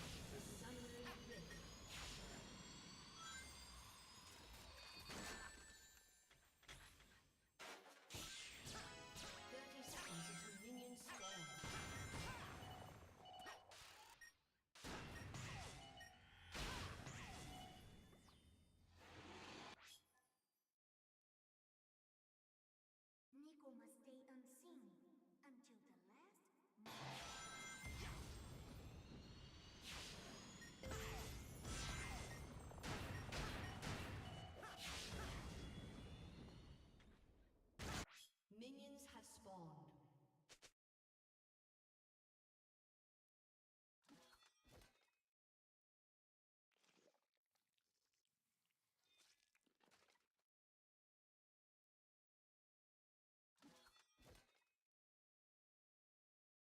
It seems like every installment in the Fallout series is met with a large amount of love and hate alike. But one thing almost everyone agrees on is Far Harbor is one of the best things that happened to Fallout 4. This new and mysterious location is home to many new monsters, stories, and something usually unheard of for Bethesda, good writing. But for me, one of the most memorable parts of the entire DLC was actually one of the vaults that came along with it, Vault 118. Built beneath the Cliff's Edge Hotel in Far Harbor, it was originally planned as a sort of experiment of the higher and lower classes. Marked as an ultra-luxury portion of the hotel, the vault was supposed to be a home of 10 wealthy residents who lived in an affluent section of the interior, right next to 300 lower-class inhabitants who would have had to have listened to every single one of their demands. Inside, robots would carry out all requests from the rich dwellers, who would essentially live like old aristocracy or kings and queens. But midway through the construction of the vault, funding dried up for the more dingy second half of the experiment. And instead, at the suggestion of one of the rich financiers who was going to live inside the vault named Dr. Riggs, a researcher at General Atomics working on the robotics program, they could instead implant all of their brains into the recently developed RoboBrain project. These strange-looking automatrons, instead of using a central processing unit or CPU, had a live human brain attached to them instead. And in the case of Vault 118, these rich financiers actually liked the idea because it gave them a much longer lifespan, meaning more time to outlive the Great War and its aftermath until a new America and utopia could be born. So with the help of just one human overseer inside initially, when the bombs dropped, the vault was sealed away with only construction on the nicer half done, and only a couple robo-brains inside. In Fallout 4, you actually get a signal from this vault asking you for help, and when you arrive, you discover a horde of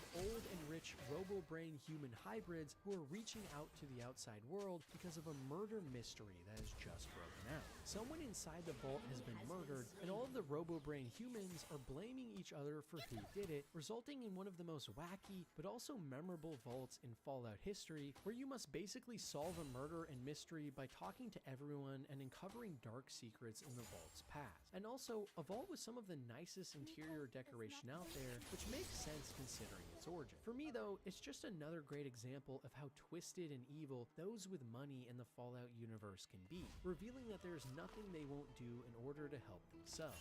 And even more so, it's a great example of what makes Fallout such a legendary series in the first place. I mean seriously, try and imagine something this distinct or awesome in any other series. There just are no other games like it. An ally has been slain. If there's one thing we can all agree is fun, despite whether or not it's actually good, it's gambling. And what better place to have a vault based all around this destructive pastime than Vault 21, located right below the Strip in Fallout New Vegas. Originally designed as a vault all about chance, everyone that found themselves inside was given equal social standing, no matter who they were before. Disputes between anyone in the vault were always handled through gambling, and this meant that no matter what your current standing in society was, there was always a chance Lady Luck would be on your side, and things could change in a moment. Surprisingly, despite some rather sad losses for some folks over the years, overall, society in the vault did fairly well, managing to keep everyone safe for years, while also keeping most people satiated with all the fun they were having. At some point though, a man named House, a main character in Fallout New Vegas, contacted the vault dwellers from just above on the Strip and gave them an offer to allow them to come back to the surface and integrate into his new society. Inside the vault, there were vicious debates about what to do, but as always, the final decision came down to a multi-hour-long blackjack battle to decide the fate of the vault. Those who wanted to leave ended up winning, and when everyone else had reached the surface, House announced his plans to fill the entire vault with cement and strip it of all useful technology.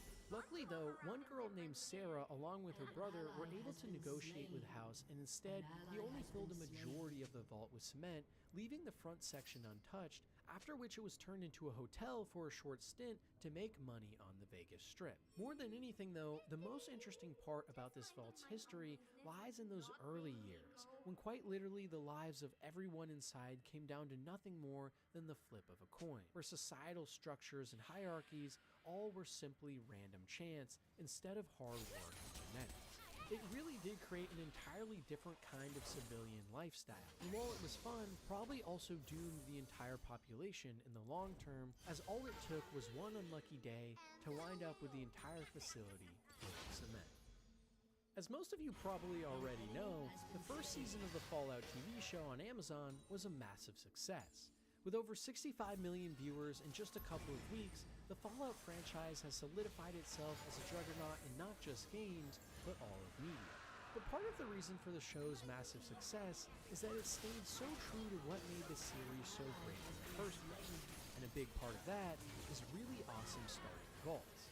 And in the case of Vaults 31 through 33, the build-ups and reveals in the show definitely hit that mark. The actual purpose of this trifecta of vaults all built next to one another was one big Vault Tech secret. In Vault 31, in a massive chamber of cryogenic pods, some of the most loyal and dedicated Vault Tech employees from the pre-war era were being housed asleep, all under the watchful eye of one of their own named Bud, only being kept alive in a robo-brain container as he slowly went crazy. The vault was constructed with the sole purpose of allowing Vault Tech members to survive hundreds of years later in order to then repopulate the wasteland and build anew. It was believed that these members would be perfect candidates for this process because they were such good management. And as Bud saw it, good management was the key to the future. But in order to actually build that future, the Vault Tech employees in 31 needed a way to make more people.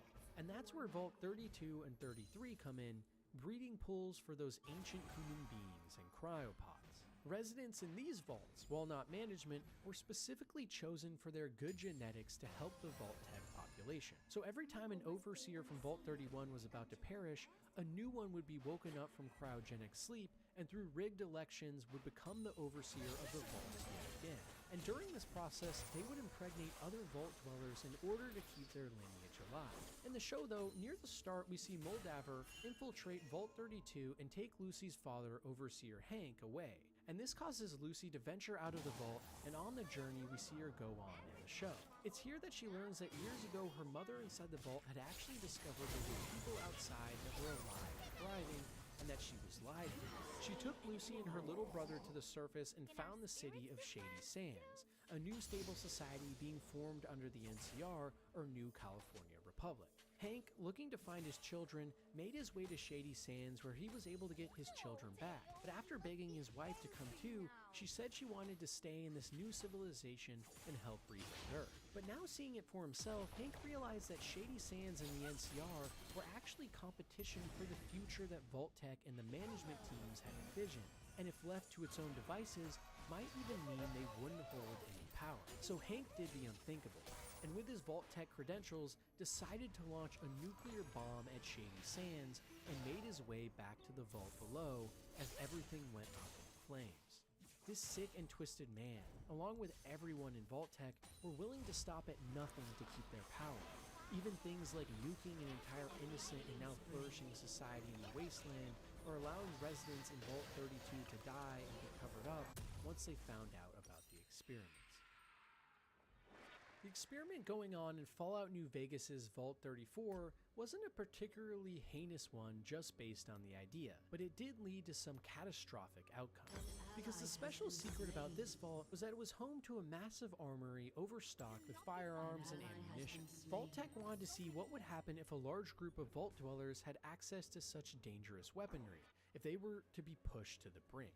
To do this, a large majority of the vault was dedicated to recreational facilities like pools and almost no room left for housing. So while at first it wasn't a big issue, over time as the vault became more and more overcrowded, distrust and riots began to break out. Foreseeing a potential issue, the overseer of the vault locked away access to the armory behind his terminal. But this didn't stop residents with guns already from staging an all-out revolution, where a huge majority of the population banded together and forced their way outside of the vault. This group later became known as the Boomers, and we were able to even find and interact with them in New Vegas. But for the vault residents that were still left inside during this chaos, they used this moment to try and gain control of the armory while the guards were preoccupied. And this only led to more disorder. Eventually though, tensions began to wane as time went on, but only for a short period, because soon after these massive events, the Overseer proclaimed a new population control measure that pissed off most of the remaining residents. So once again, a riot broke out. However, this time the riot was mainly centered around the vault itself, with many people trashing absolutely all electronics and areas to try and get into the armory that was sealed away. During this event though, somehow the door to the vault itself was permanently sealed, requiring outside intervention. And on top of this, a radiation leak had started due to damage, and was beginning to pump the vault full of toxic chemicals. Now with no hope of seeing the outside world, and radiation flowing everywhere, families inside had to watch as human beings transformed into feral ghouls and started killing everyone in sight. Almost ironic for a vault that had some of the highest firepower in history. And it goes to show that sometimes even the knowledge of power being so close can cause chaos to be unleashed, without the power itself being used much at all. Simply by there being an armory full of weapons in the vault, everyone started to freak out at the possibility of them being used, and it caused multiple uprisings. Because this fear of the human condition and people swept up in it became more dangerous than anything locked away in that armory. Yet another Fallout vault that, rather than succumbing to some crazy experiment, perished due to nothing more than the human spirit. It feels like one of the most underrated and important parts of any vault in Fallout is who is chosen as the Overseer. And in the case of Vault 114 from Fallout 4, I think they chose the perfect man for the job. Nicknamed Soup Can Harry, this presumably homeless man was given the position of overseer to this luxury and high-class vault in Boston after extensive rounds of interviews on multiple candidates. For this vault, Vault-Tec was looking to run an experiment where rich and pampered citizens were to be stripped of their amenities and live under the iron rule of a completely incompetent dictator. And well, Harry was about as incompetent as they come. He would constantly exclaim that the government used taxes to fund Illuminati Freemason sex parties, and even at one point let it slip that he literally feeds Abraxo cleaner products when he said, "I seen them back of Abraxo boxes. No for consumption? Don't you tell me what to do. I'll eat what I want." A true American hero, in my eyes. For the Vault residents, however, they didn't quite see it like that, and complained endlessly about the conditions they had to live under from this divine dumpster diving hero. Sadly though, by 2287, the Vault had been overtaken by the mobster Skinny Malone and his crew of Triggermen, relinquishing Soup Can Harry from his duties. Maybe the greatest overseer there ever was. Vault 96 from Fallout 76 was meant to be in some ways a recreation of Noah's Great Ark. Inside, over 10,000 animals were being kept in cryogenic chambers, as only 5 scientists inside were to slowly release them into the wasteland throughout the years in order to repopulate and heal the planet. However, the real experiment going on was a little more menacing than just that. Once the vault doors shut and scientists were trapped inside, the vault mainframe quickly let them know that instead they would all be performing experimentation on these helpless animals using radiation and other viruses, all in an effort to combat what was happening outside. Every week, the scientists had to hit a certain quota of progress, otherwise the mainframe would target them and end their lives immediately. As you can imagine, this led to a lot of stress inside this dungeon, but luckily, unbeknownst to everyone, the overseer of the vault, who they hated, actually over years devised a plan for them to escape. After creating a virus to upload to the mainframe, the robot turned against the vault dwellers and overseer and instantly killed all of them, but it was too late, and the mainframe was taken down in this attack, causing the vault door to be opened and all cryopods to be turned off. Suddenly, thousands of animals poured out of the vault, some which were subject to intense experimentation and even might be the cause for some of the weird and strange animals we see nowadays. But even more so, there was one special entity known as Specimen X001, which was a top-secret animal from Bay 86, that none of the scientists ever even saw, but from research seemed to have abilities to bend time and space around itself. As to what happened to this strange being and where it is now, we may never know, but it does have the potential to unlock some of the most powerful things we have ever seen in the Fallout universe and could play a key role in future quest lines or stories. What we do know, however, is that sometime after the Great Exodus event from Vault 96, an elusive businessman named Edgar Blackburn took over the now empty vault and used the technology and tools inside to help aid him on some FEV research he was doing to help humanity thrive in the wasteland. With the aid of a local group of mercenaries called the Hellcat Company, people nearby were being kidnapped and brought to this vault to be tested on with gruesome experimentation to see how to create even better and more obedient superhuman mutants with FEV. Truly, Vault 96 is just a really bad place to be.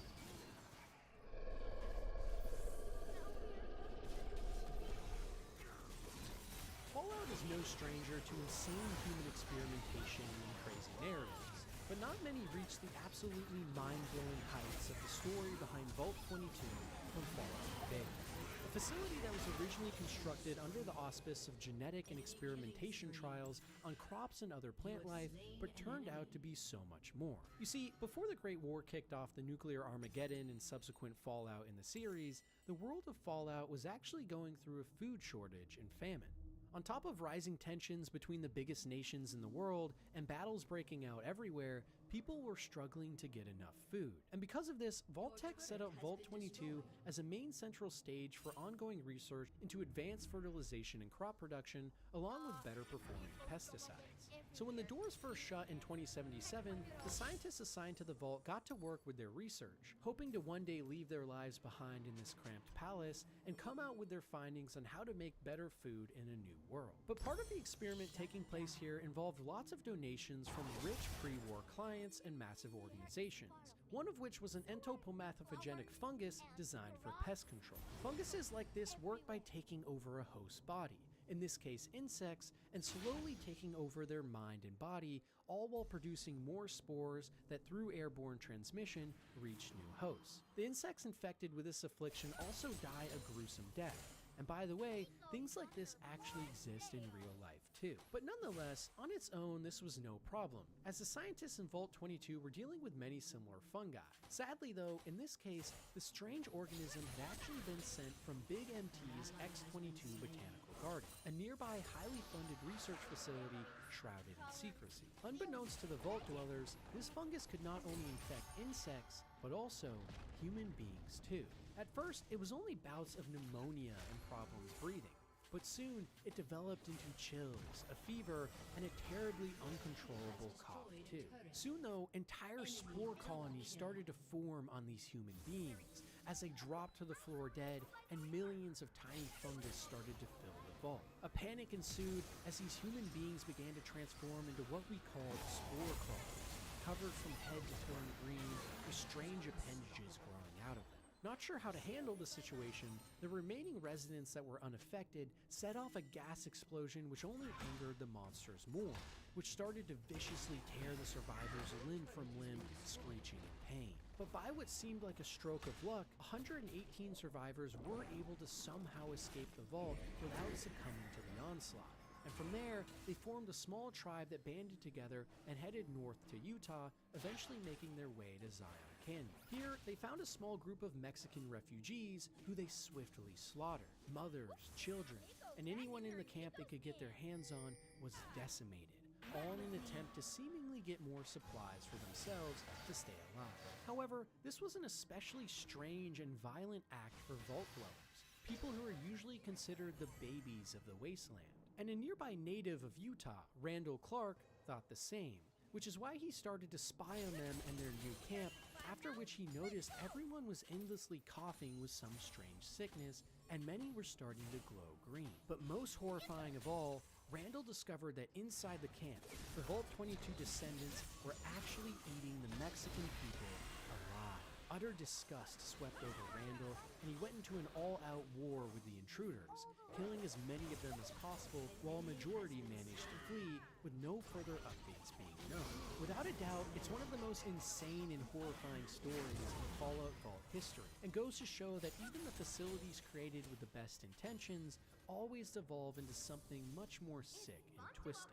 And now with many of these spore crawlers out in the wasteland spreading their fungus and infecting more people, it makes you wonder how many of the monsters we see out in the wasteland are due to radiation, and how many are nothing more than human beings performing unforgettable monstrosities, creating the spore crawlers or gulpers like Vault 4. When I think about the worst possible thing that could happen in vaults and Fallout, a lot of the time it comes down to not just detestable acts of violence or physical torture, but even more so, mental anguish. And what better way to cause something like that than the experiment that went on in Vault 106 from Fallout 3. Inside the vault, a horde of people were being contained under the watchful eye of scientists, where after only 10 days inside post the bombs falling in the Great War, the test was supposed to begin.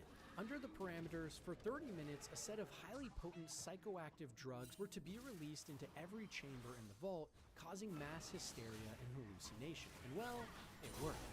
Multiple of the dwellers in the vault suddenly became enraged, along with seeing and hearing strange beings that were all around them. In an instant, some of them even began to gnaw away at their own bodies, or attack other innocent people around them, even family members. But most peculiar of all, the question around what these psychoactive drugs even are and the purpose of their testing comes into play. And well, we might just get our answer for what they were when we visit the vault 200 years later in Fallout 3. Because inside, we find that not only are there multiple dead bodies and scenes of torture, but those psychoactive drugs are still being pumped into the vault. It seems like what was supposed to be just a short test to study the effects of people losing their minds never actually stopped. And even more strange, as you start to explore the vault even more, it becomes apparent that the dead bodies aren't the only things down here. You find some people labeled as survivors that are still alive and in good standing, including a family trapped in a room fending for their lives.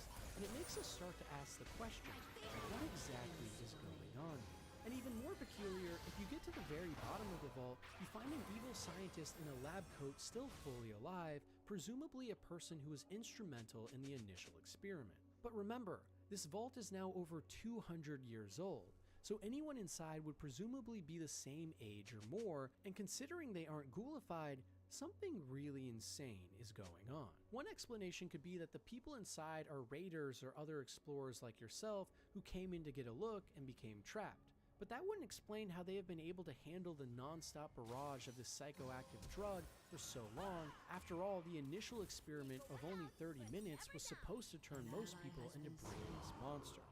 So what if something even crazier was going on?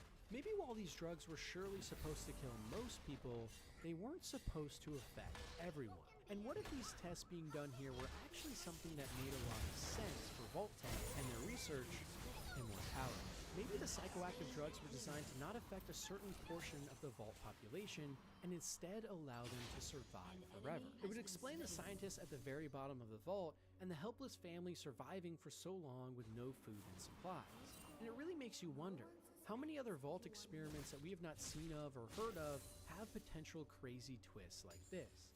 Because at the end of the day, whether it be Vault Tech or the old war government and enclaves secretly pulling the strings, things like this would perfectly make sense for their theorized end goals of either having a complete monopoly forever over Earth or escaping into the stars.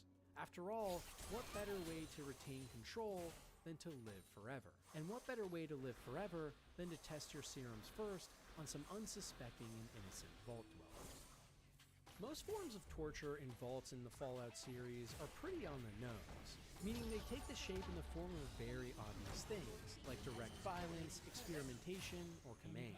But in the case of Vault 19 from Fallout New Vegas, things were a lot more subtle. Instead of inducing severe paranoia through chemical or violent means, instead, this experiment into driving vault residents mad was to be done through nothing but subtle subliminal messaging. Constantly, as residents inside tried to make themselves at home, they would be subjugated to random, highly pitched noises, unusual drafts of air from vents, or quick flashes of lights blinking in patterns that seemed to resemble some sort of code. And because of all of this, many people inside started to go crazy with paranoia, blaming others for malfunctions in the vault, or claiming that they were being drugged or watched. Unbeknownst to most of them though, behind it all, overseers and scientists were monitoring everything, slowly driving everyone more and more into madness. In fact, when exploring the vault ourselves, we can even find many patient records from the doctor's office that explain how many residents were starting to experience full-on psychosis or extreme bouts of anger. However, most of the knowledge of the vault stops there, as when hundreds of years later when the Powder Gangers led by Samuel Cook discovered the vault and used its facilities, it had already been abandoned, with no final ending to what happened to be found. Some even believe that the original residents may have escaped at some point and are now roaming the wasteland paranoid that everyone is out to get them,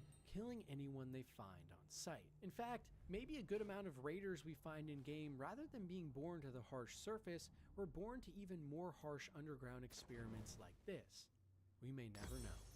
If you were to find yourself in Vault 3 from Fallout New Vegas, you likely initially would have been very relieved, as it's one of the few control vaults in the series that simply serves as an underground paradise to live in until being opened hundreds of years later after the bombs fall to repopulate the planet. However, as seems to be the case with many things in the Fallout series, not everything went according to plan. At some point during the Vault residents' stay, a large water leak in one of the internal piping systems burst, and this started to cause flooding in large portions of the vault. Concerned for their safety and with no other options, a decision was made to open the vault in order to look for outside help. And this quickly resulted in the inhabitants of Vault 3 finding locals in the wasteland and trading with them for parts to repair the broken pipes. Sadly though, some of these people they interacted with were actually part of a ruthless, drug-addicted band of raiders called the Fiends, who were even rumored to eat people alive. The Fiends managed to trick the Vault Dwellers into letting them inside, after which they mercilessly slaughtered and killed everyone without any remorse, with some rumors even stating that they would use the skin of those they killed as masks. Ever since then, the Fiends have managed to retain control of this vital landmark, and it's helped them not only garner more resources, but serves as a strategic spot to combat against adversaries in the wasteland. But more than anything, Vault 3 shows that no matter where you are in Fallout, even the most happy and mundane vaults out there, you only are one small catastrophe away from watching your entire family be slaughtered and eaten before your eyes. As many of you already know, when the bombs first dropped during the Great War that sent Earth into an Armageddon in Fallout, those who had signed up for vaults quickly made their way to shelter to hide from the chaos. But for the residents of Vault 12, they quickly learned that their fate would be much more gruesome than anything outside. This particular vault was running an experiment to see what would happen to humans exposed to great amounts of radiation. And to do this, the doors to the vault were simply forced to stay open, allowing massive amounts of radiation to flow into the quarters, which was outfitted with sensory equipment to monitor the inhabitants. Because the vault was located under Bakersfield in California as well, the citizens of the vault all started to rush to the entrance as the bombs were falling and people were dying. Sadly though, for all of the people that did survive long enough to make their way inside this vault, the massive amounts of radiation started to take their toll. Many families and children started to die as their skin peeled away, and many bands of raiders quickly formed which would kill and steal for survival. Most horrifying of all though, a large segment of the population began to transform into ghouls, with some residents even deciding to leave because of this and set out into the wasteland to find a better home. The remaining ghouls that did stay though founded the city of Necropolis, also known as the City of the Dead, which is a ghoul and plague-filled megastructure built over the ruins of Bakersfield. These ghouls were all led under the banner of Set, a tyrannical monstrosity whose face has become completely unrecognizable due to all of the radiation that has been pumped into his soul, and this resulted in a very well-known and avoided city in the wasteland. Regardless though, even imagining the conditions that the initial inhabitants must have been under in Vault 12 is utterly catastrophic. The screams and agony that must have filled the vault during its initial years is staggering, and the pain and suffering that these people went through due to no fault of their own is so sad to see. For at least a little while, life would have been somewhat harmonious in Vault 94 from Fallout 76. You see, inside was an entire group of non-violent individuals, all hand-chosen for their uniquely pacifistic attitudes, mostly due to religious values. Even with cramped living quarters and no access to weapons to defend themselves, this vault carried on for years in relative prosperity with round-the-clock sermons and feel-good vibes. But little did the vault dwellers inside know that the real experiment of this place was only just about to begin. Because Vault 94's experiment was actually to see what would happen if non-violent pacifists were to come into contact with the outside wasteland post-war. Would happiness ensue, or something much, much worse? Well, as you probably guessed, this is Fallout, So it was the latter. After sending out some envoys, it started to deteriorate quickly, with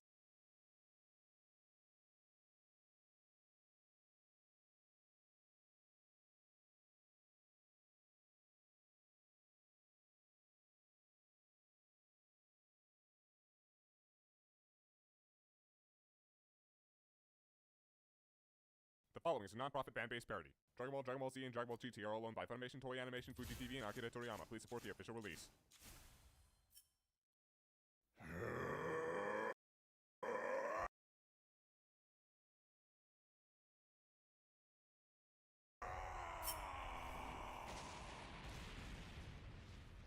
Perfect. Now I have a place to put my castle once I rule the world.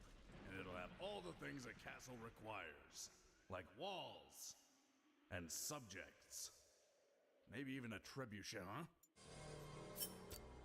Wait, are they running on air? That's ridiculous. They're flying. Why would they ever even need to... Come on! From the front to the back! Oh, you better just kill me!